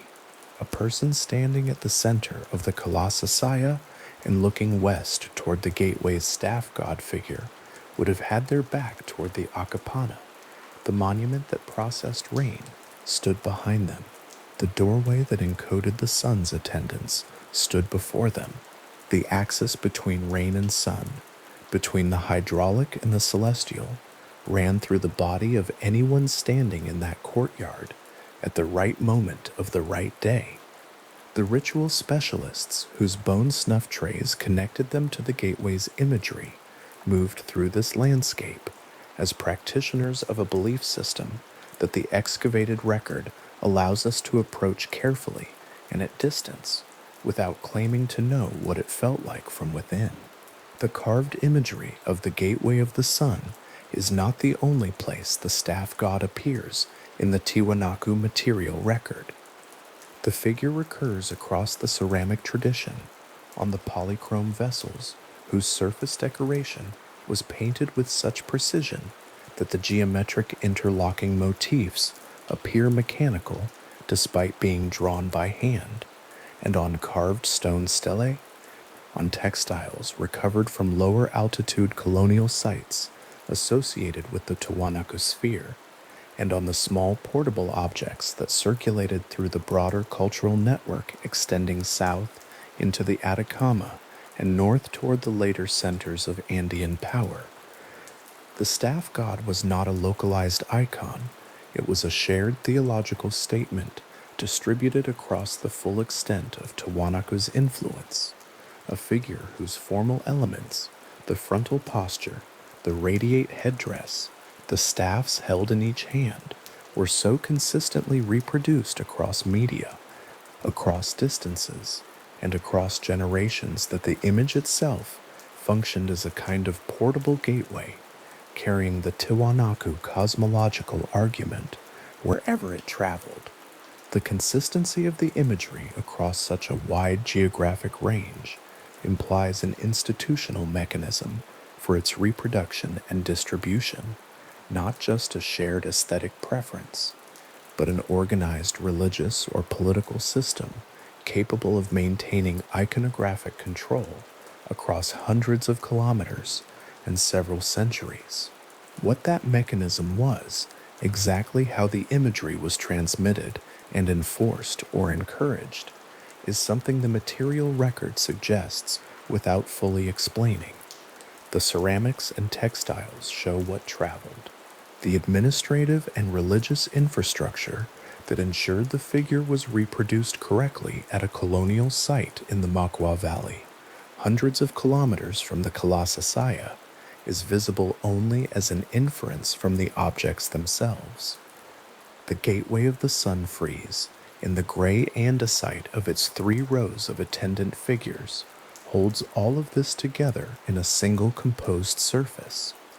The condor-headed figures among the 48 attendants carry the same visual weight as the human-headed ones, not subordinated, not differentiated by scale or posture, but formally equivalent in every dimension except the head. The condor was the bird that flew above everything on the Altiplano, the largest flying bird in the Western Hemisphere, a creature whose relationship to the high-altitude world was more complete than any human beings could be. At 3,850 meters above sea level, the condor was not remarkable. It was native, the air that pressed against the limits of human endurance at altitude was simply the air the condor moved through without effort, riding thermals above the Cordillera Real, visible from the Tiwanaku site on clear days as a slow dark shape turning above the snowfields. Including condor-headed figures among the gateway's attendants was not an arbitrary choice. It was a theological statement about the nature of those figures, about their capacity to inhabit a register of existence that extended beyond the human, to occupy the sky above the high plateau as naturally as the bird whose head they wore. The frieze above the gateway has been studied, measured, and interpreted for well over a century since Squire made his drawings on the Colosseum platform. The scholarly literature on its iconography is substantial. Researchers working in archaeoastronomy, iconographic analysis, and comparative religious studies have each brought their frameworks to bear on the composition, and the sum of that work is an interpretation that is richer, more qualified, and more carefully bounded than any single framework could produce. The solar and calendrical hypotheses remain hypotheses. Wyas, the identification of the central figure as a Viracocha precursor, remains a comparative inference rather than a documented equation. The significance of the specific ratio of human-headed to condor-headed attendants, 32 to 16, 2 to 1, remains an open question in the literature, the subject of productive disagreement among researchers whose different conclusions reflect the genuine difficulty of reading a text with no accompanying key. What the gateway does not do is remain silent. Its visual argument is complex, internally consistent, and clearly intentional. The stone was shaped to say something. The figures were placed in their positions for reasons that the people who placed them understood completely, and that modern researchers have been working toward, carefully and without final resolution, for generations. The gateway stands upright now on the Colosseum platform, raised from the position in which Squire found it. The crack in the upper stone is still present, still running diagonally through the gray Andean site above the doorway, still visible to anyone who looks at the upper portion of the stone from close range. The crack did not prevent the gateway from being raised. It did not compromise the frieze. The 48 attendant figures are still there in their 3 rows above the lintel, still facing inward toward the staff god, still carrying their staffs, still moving in their frozen procession across a stone that has been lying in the dust and standing in the wind and receiving the high-altitude ultraviolet light of the altiplano for more than 1,000 years since the last person passed through it in the ordinary course of a day. The gateway frames sky now, the doorway that once opened into a ceremonial space, whose threshold was crossed by people moving between precincts of a functioning religious center, now frames a rectangle of open air above the altiplano. The view through it, when the gateway is approached from the west at the right time of year, includes the Cordillera Rail in the distance, the snow-covered peaks rising above the plateau, the mountains whose meltwater feeds Lake Titicaca, whose thermal mass in turn made the agriculture possible that fed the city that built the gateway. The view through the carved stone connects the mountain to the lake, to the field, to the ceremony, to the image of the sun's attendants running in procession above the doorway.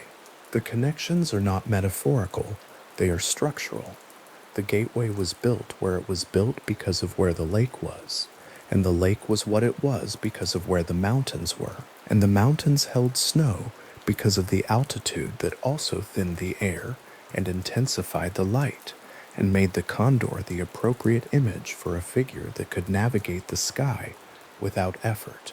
The staff god at the center of the frieze looks out from the stone with the forward gaze of a figure that is not looking at any particular thing, but at the space in front of it, the open space of the Colosseum courtyard, the open pampa beyond the platform's edge, the open sky above the plateau. The radiate headdress projects into the stone in every direction around the face. The staffs extend downward in each carved hand. The figure occupies the apex of its composition with the formal authority of something that was placed there after long deliberation and carved with the understanding that it would remain there for a very long time. The 48 attendant figures run their procession in the stone above it. The condor-headed ones and the human-headed ones alternate across 3 rows in the lintel. Their staffs are raised. Their posture is forward-leaning, running oriented toward the center. They have been running toward that center in gray andesite since the gateway was carved, through every year of the Tiwanaku state's dissolution and the centuries of emptied platforms that followed, and the colonial quarrying that removed the facing stones of the pyramid nearby, and the decades of modern excavation that brought the snuff trays and the dedicatory deposits and the hydraulic channels back into the light of documentation. The figures have not arrived. The procession has not ended. The calendar encoded in their arrangement, if it is a calendar, has not completed its count. The doorway they flank opens onto the same altiplano that it has always opened onto. The air moving through it is the same thin air that gave the people who carved it less oxygen per breath than the body expects, and gave the condor the sky it needed, and gave the lake its surface area, and gave the frost its particular silence on clear dry season nights. The gateway stands in it. The crack runs through the upper stone. The 48 figures look inward toward a center that holds still.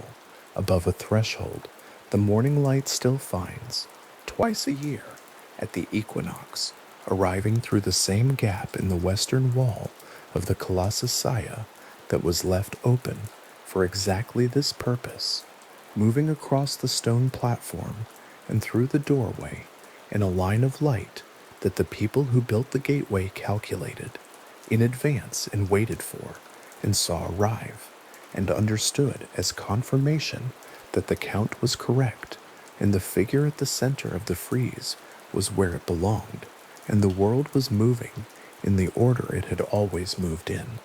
As the high-altitude sky above the carved stone deepened toward its particular shade of blue, and the frost on the open pampa softened in the strengthening morning sun, and the lake held its warmth at the horizon as it always had, as it has always done.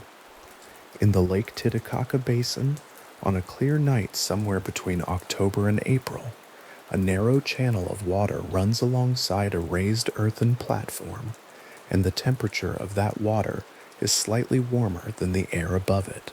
The difference is not dramatic. It measures in fractions of a degree, sometimes a single degree, sometimes 2. On the open pampa, beyond the field's edge, frost is already forming, a thin white crystallization spreading across the ichu grass, the soil surface dropping below freezing in the still hours before dawn. But alongside the channel, along the planted edge of the raised platform, the temperature holds. The soil stays just above the threshold. The potato leaves remain undamaged. By morning, the frost on the open ground will have killed what it touched, and the plants in the raised bed will be unharmed, and the reason will be nothing more than water and the slow release of heat absorbed from an afternoon sun, and the particular geometry of a platform built half a meter above the surrounding wetland by people who understood, through long attention, what water does when darkness comes. This is the thermal logic of the Sukakalu. It is not complicated once stated. It is not mysterious. It is a precise observation about the physical behavior of stored heat encoded into a landscape over generations of careful practice. And it worked so reliably that when modern researchers rebuilt sections of it in the 1980s and measured the results, the numbers confirmed what the original builders had worked out. 14 centuries earlier, without instruments, without models, without any tool except observation and the accumulated knowledge of farming at the edge of what altitude allows, the channel water holds warmth, the platform surface stays warm enough, the crop survives the night, and in a place where frost can arrive in any month of the year, and where the growing season in favorable years extends no more than 180 days, surviving the night was not an incidental benefit. It was the difference between a harvest and its absence. It was the foundation beneath everything else that grew. The raised fields of the Lake Titicaca Basin are known in Aymara as suka colas, and their physical form is simpler than their engineering logic.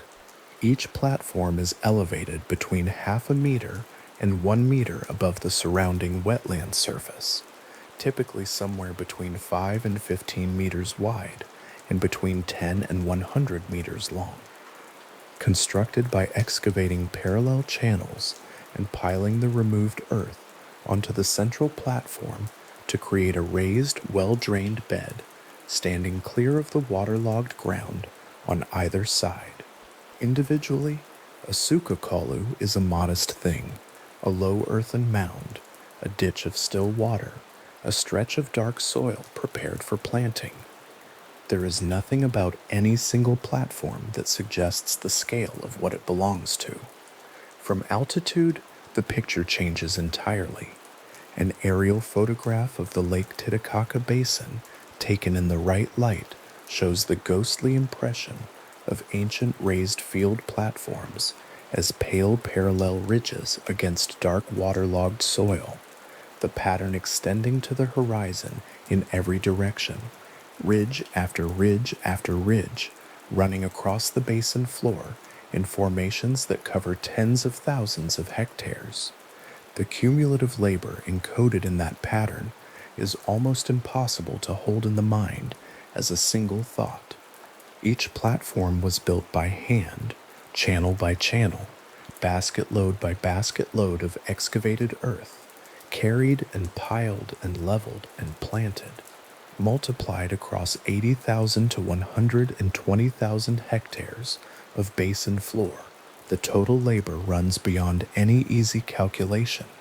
A landscape remade over centuries by a civilization whose agricultural intelligence was equal in ambition to its stonework, though quieter and lower to the ground, and in many ways more extraordinary for being so.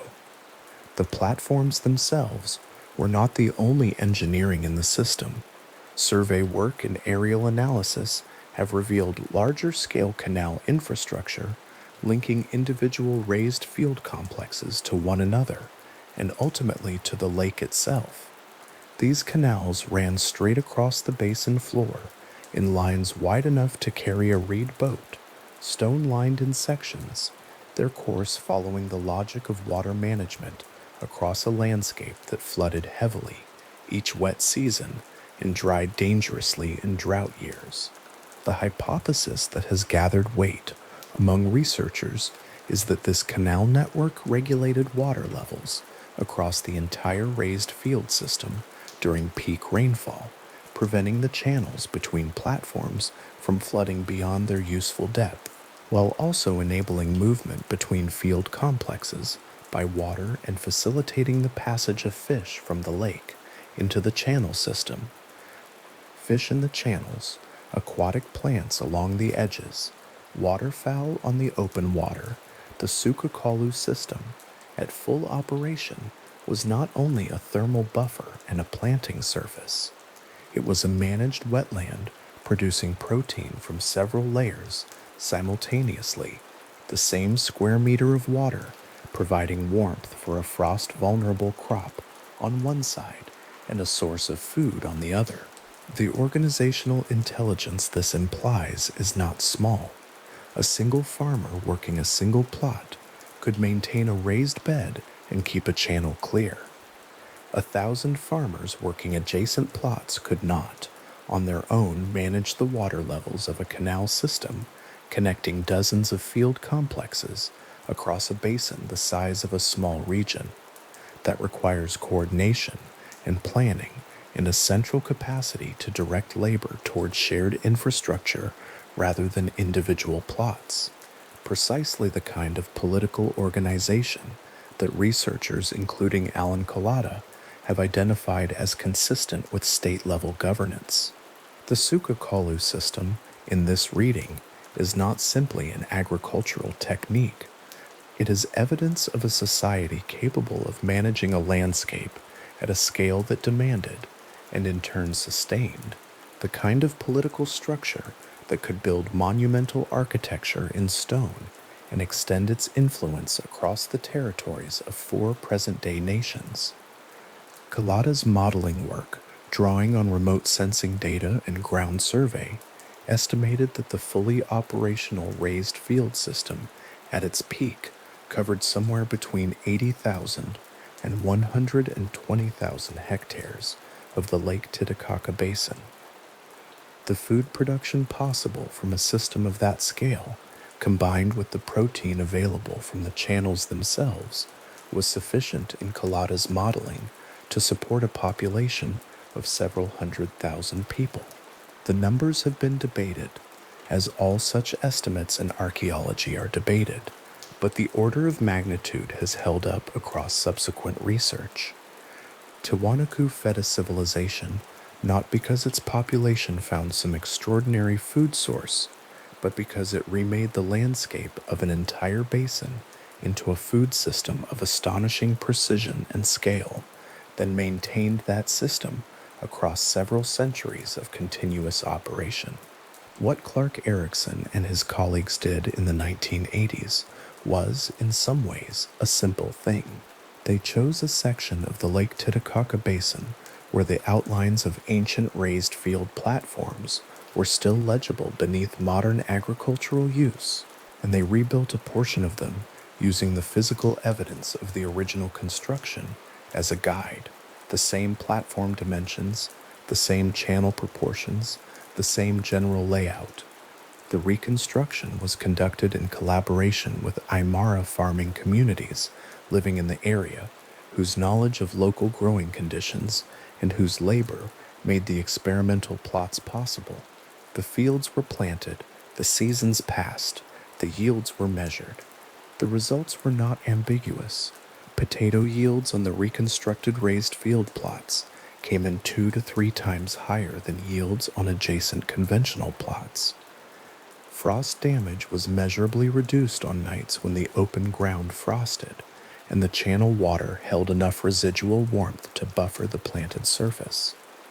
The numbers in Erickson's field notebooks from that period, lines of handwritten yield measurements comparing column against column, confirmed what the ancient system's geometry had promised, that the thermal and agricultural logic encoded in the raised bed and the channel alongside it was not a cultural artifact of uncertain function, but a functioning technology, precise and testable, and still capable of outperforming modern alternatives in the specific conditions for which it had been designed. The significance of that confirmation runs in several directions at once.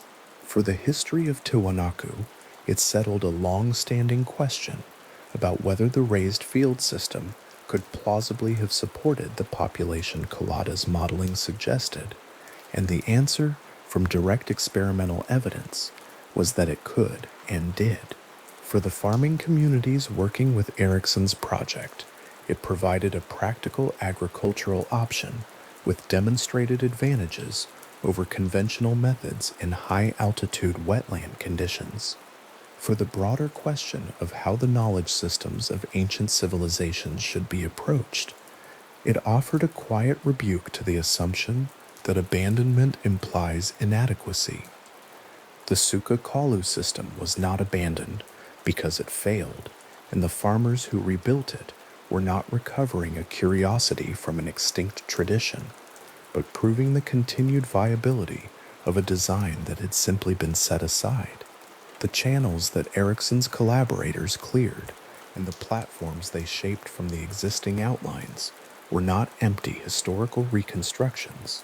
They were functional fields in a working landscape, planted with crops that grew and were harvested, their yields recorded in a notebook kept in a field office in the Bolivian Altiplano, while outside the window, the same cold, clear sky that had watched over the original system spread unobstructed in every direction. The lake was still there, The frost was still there. The thermal logic of the water-filled channel was still there. The design had not aged. There is a particular quality to the aerial view of the raised field system that resists easy description. It is not beautiful in any dramatic sense. No bold geometry, no monumental form, no single feature that arrests the eye.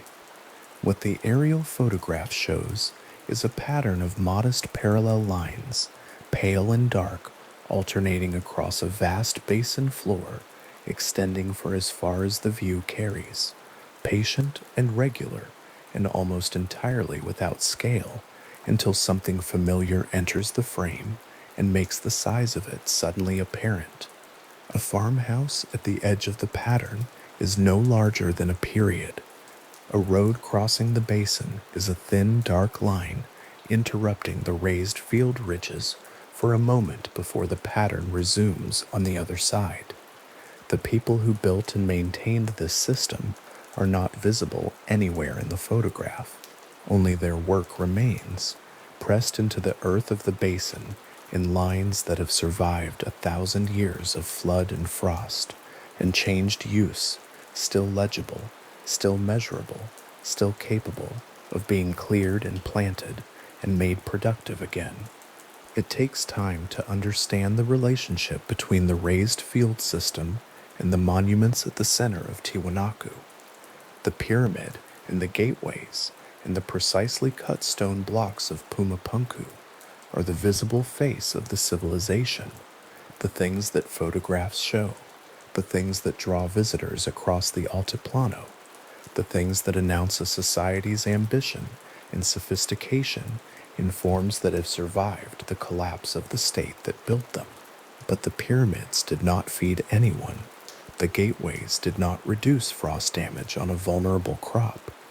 The H-blocks, however perfectly cut, contributed nothing to the food supply of a city of 10 to 20,000 people at its core and several 100,000 across the basin.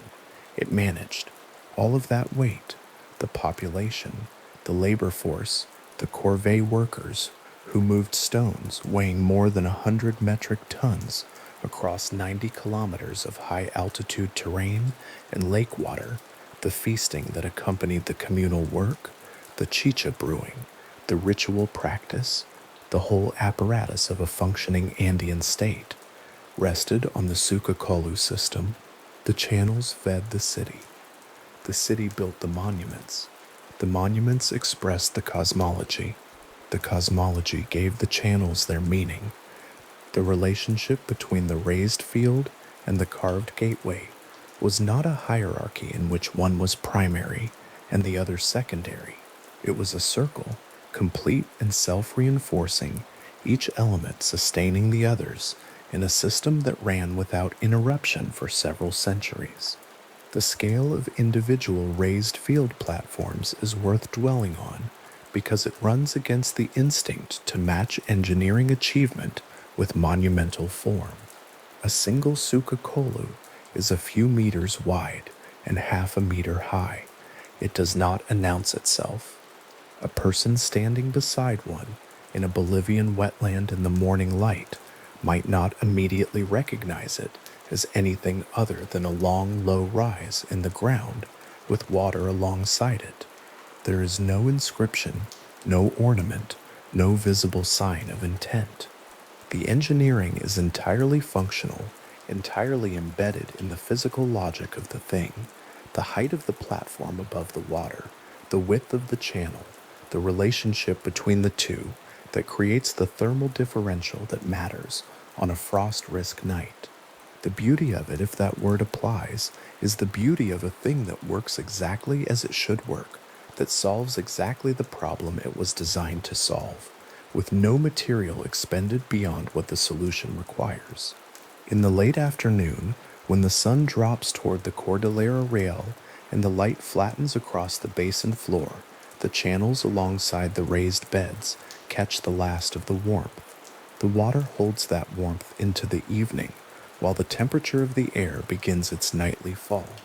By midnight, when the frost threshold approaches on the open pampa, The channel water has released enough stored heat into the soil alongside the platform to hold the planted surface, a critical distance above freezing. The quinoa seed heads catch the low sun in the afternoon and are undamaged by dawn. The cycle repeats the following day and the day after across a growing season that the raised field system extended at its margins by several weeks beyond what the open pampa could support. This is what 14 centuries of agricultural intelligence looks like when reduced to its essential form, a channel of water, a mound of earth, and the particular temperature differential between them on a clear altiplano night. The knowledge required to design this system was not simple, though the system itself became simple once designed. It required close attention to frost patterns across different terrain types, to the thermal behavior of still water versus moving water, to the relationship between platform height and channel depth that maximized the thermal effect without sacrificing drainage, to the crop varieties whose frost tolerance aligned best with the system's performance envelope. It required, in short, the accumulated agricultural science of a civilization that had been farming the altiplano for generations, testing and adjusting and passing forward what worked and discarding what did not. The Aymara communities who collaborated with Clark Erickson in the 1980s brought their own version of this accumulated knowledge to the reconstruction project. Their familiarity with high-altitude growing conditions, their understanding of local frost patterns, their experience of what the basin floor looked like in a wet year and in a dry year, all of this informed how the experimental plots were designed and managed. The reconstruction was not a purely academic exercise conducted by researchers in a landscape they were visiting. It was a collaboration between different forms of knowledge about the same physical environment, conducted on the land where both forms of knowledge had always been at home. The yields it produced were not just confirmation of an ancient design's validity. They were the result of that collaboration, the ancient geometry and the living knowledge meeting in a set of planted fields above a cold lake and producing something more than either alone. Survey work across the Lake Titicaca basin has extended the picture of the Sucakalu system far beyond the areas where experimental reconstruction has been possible. Aerial photography and satellite imagery have identified raised field outlines across an enormous area of the basin floor, most of them no longer in agricultural use, their platform surfaces smoothed by centuries of flooding, and their channels silted and grown over, but their geometry still detectable in the right light and from the right altitude. Some of these outlines have been confirmed by ground survey, their platform dimensions and channel proportions measured and compared to the better preserved examples, their construction sequences estimated from the stratigraphy of the channel deposits. The picture that emerges is of a landscape that was, during the centuries of Tiwanaku's peak operation, almost entirely managed. Not wild, not unworked, not a natural wetland through which a civilization happened to move. A system, a designed and maintained food machine of enormous scale, its geometry legible from the sky 1,000 years after the last hands that worked it returned to the earth alongside it. The Sucakalu channels that are still water-filled, the ones that Aymara farmers cleared and replanted following the experimental work of the 1980s, carry water today.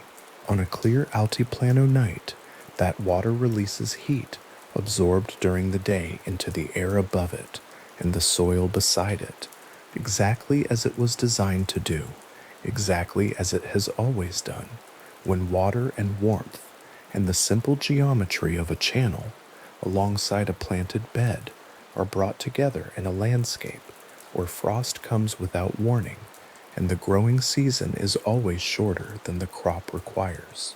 The thermal logic is not a historical artifact. It is physics.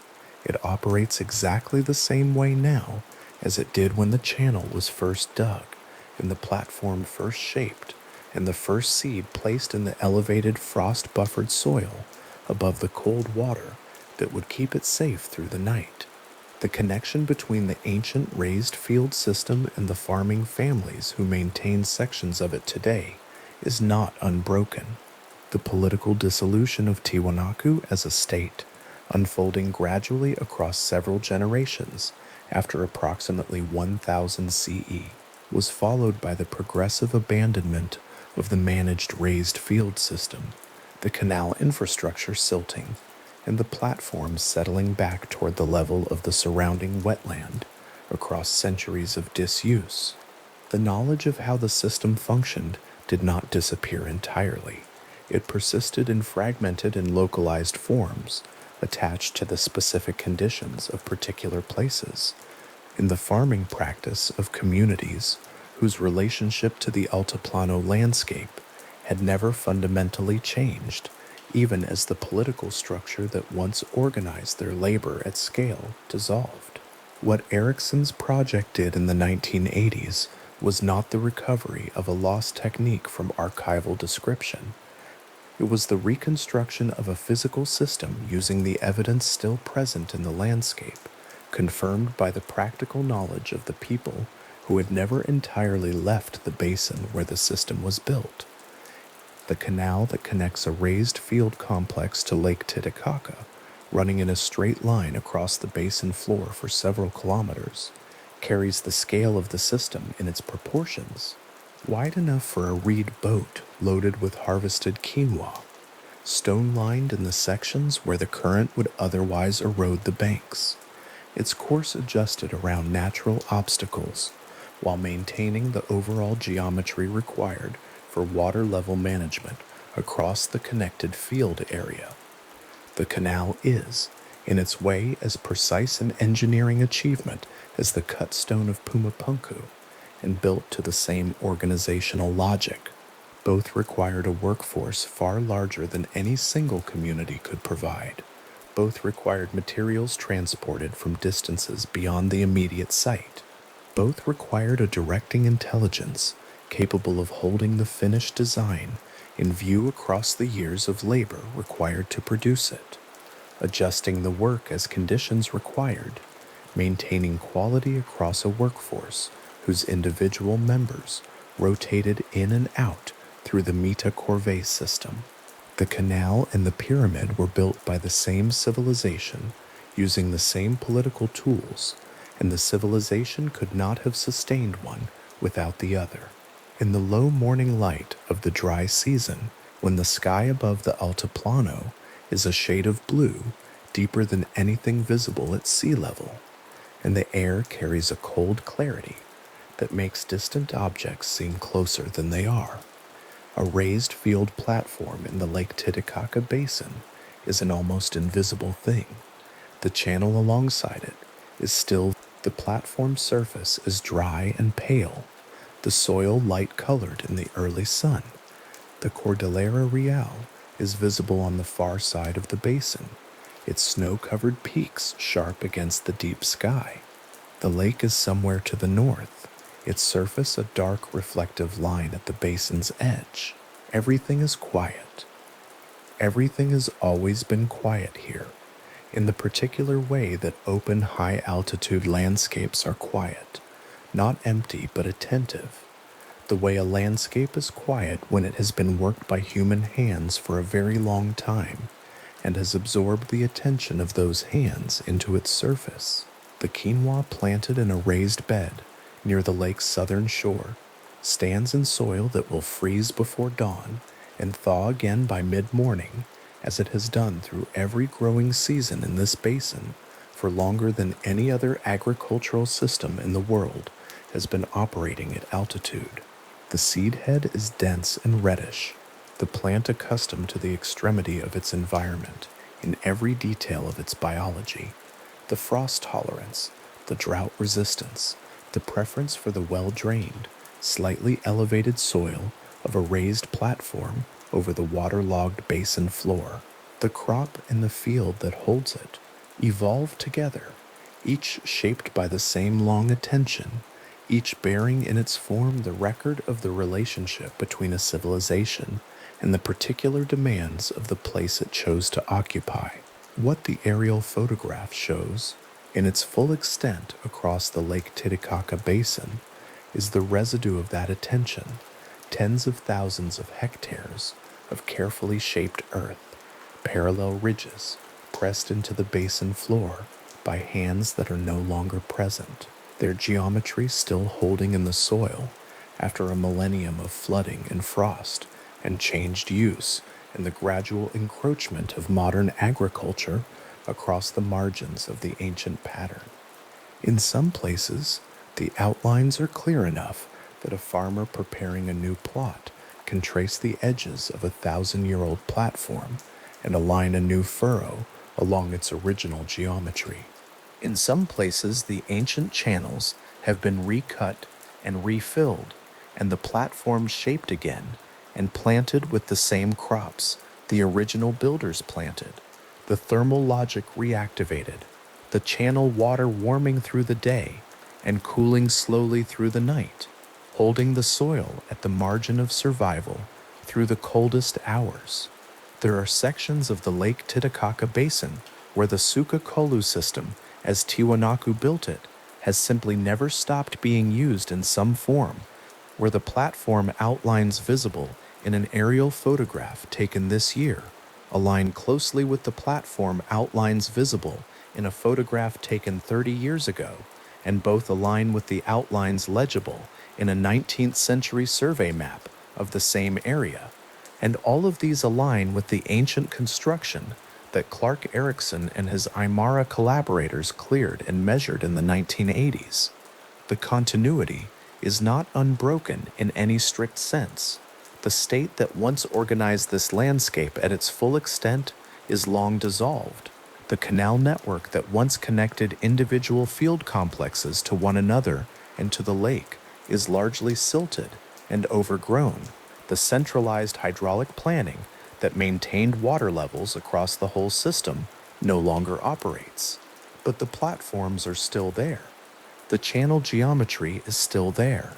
The thermal physics of water alongside a raised planted bed on a frost risk night is still there. And in the places where the channels have been cleared and the platforms shaped and the crops planted, the yields are still 2 to 3 times higher than the adjacent conventional plots, and the frost damage is still measurably reduced, and the design is still working, patient and exact in the cold, clear nights above the highest navigable lake on Earth. The simplest description of the Suka-Kolu system, an earthen platform raised above a water-filled channel in a high-altitude wetland, does not prepare a person for what the system actually is, which is an extraordinarily precise solution to the specific problem of feeding a large population in one of the most agriculturally challenging environments on the surface of the Earth. The problem is real and severe, altitude that reduces the growing season to a narrow window, frost that can arrive without warning in any month, a water table close enough to the surface to make the basin floor waterlogged in wet years and cracked and dry in drought years, no trees for windbreaks or wood for fuel, ultraviolet radiation so intense it bleaches color from exposed stone. The solution to all of this, worked out through generations of careful observation and practice, is a long, low platform of piled earth standing half a meter above the wetland floor with a channel of water running alongside it that absorbs the sun's warmth during the day and releases it back into the soil during the night. The elegance of it is the elegance of a solution that solves exactly the right problem with exactly the right tool and nothing more. The Lake Titicaca Basin holds the faint outlines of this solution in its soil today. Some of those outlines are visible from the window of a commercial aircraft crossing the Altiplano. Some of them are visible from the road that runs along the basin's southern edge. Some of them are visible only to a researcher lying flat on the basin floor in low-angle morning light, reading the subtle topography of a landscape that was shaped and reshaped by human hands across a span of centuries long enough to seem geological in its patience.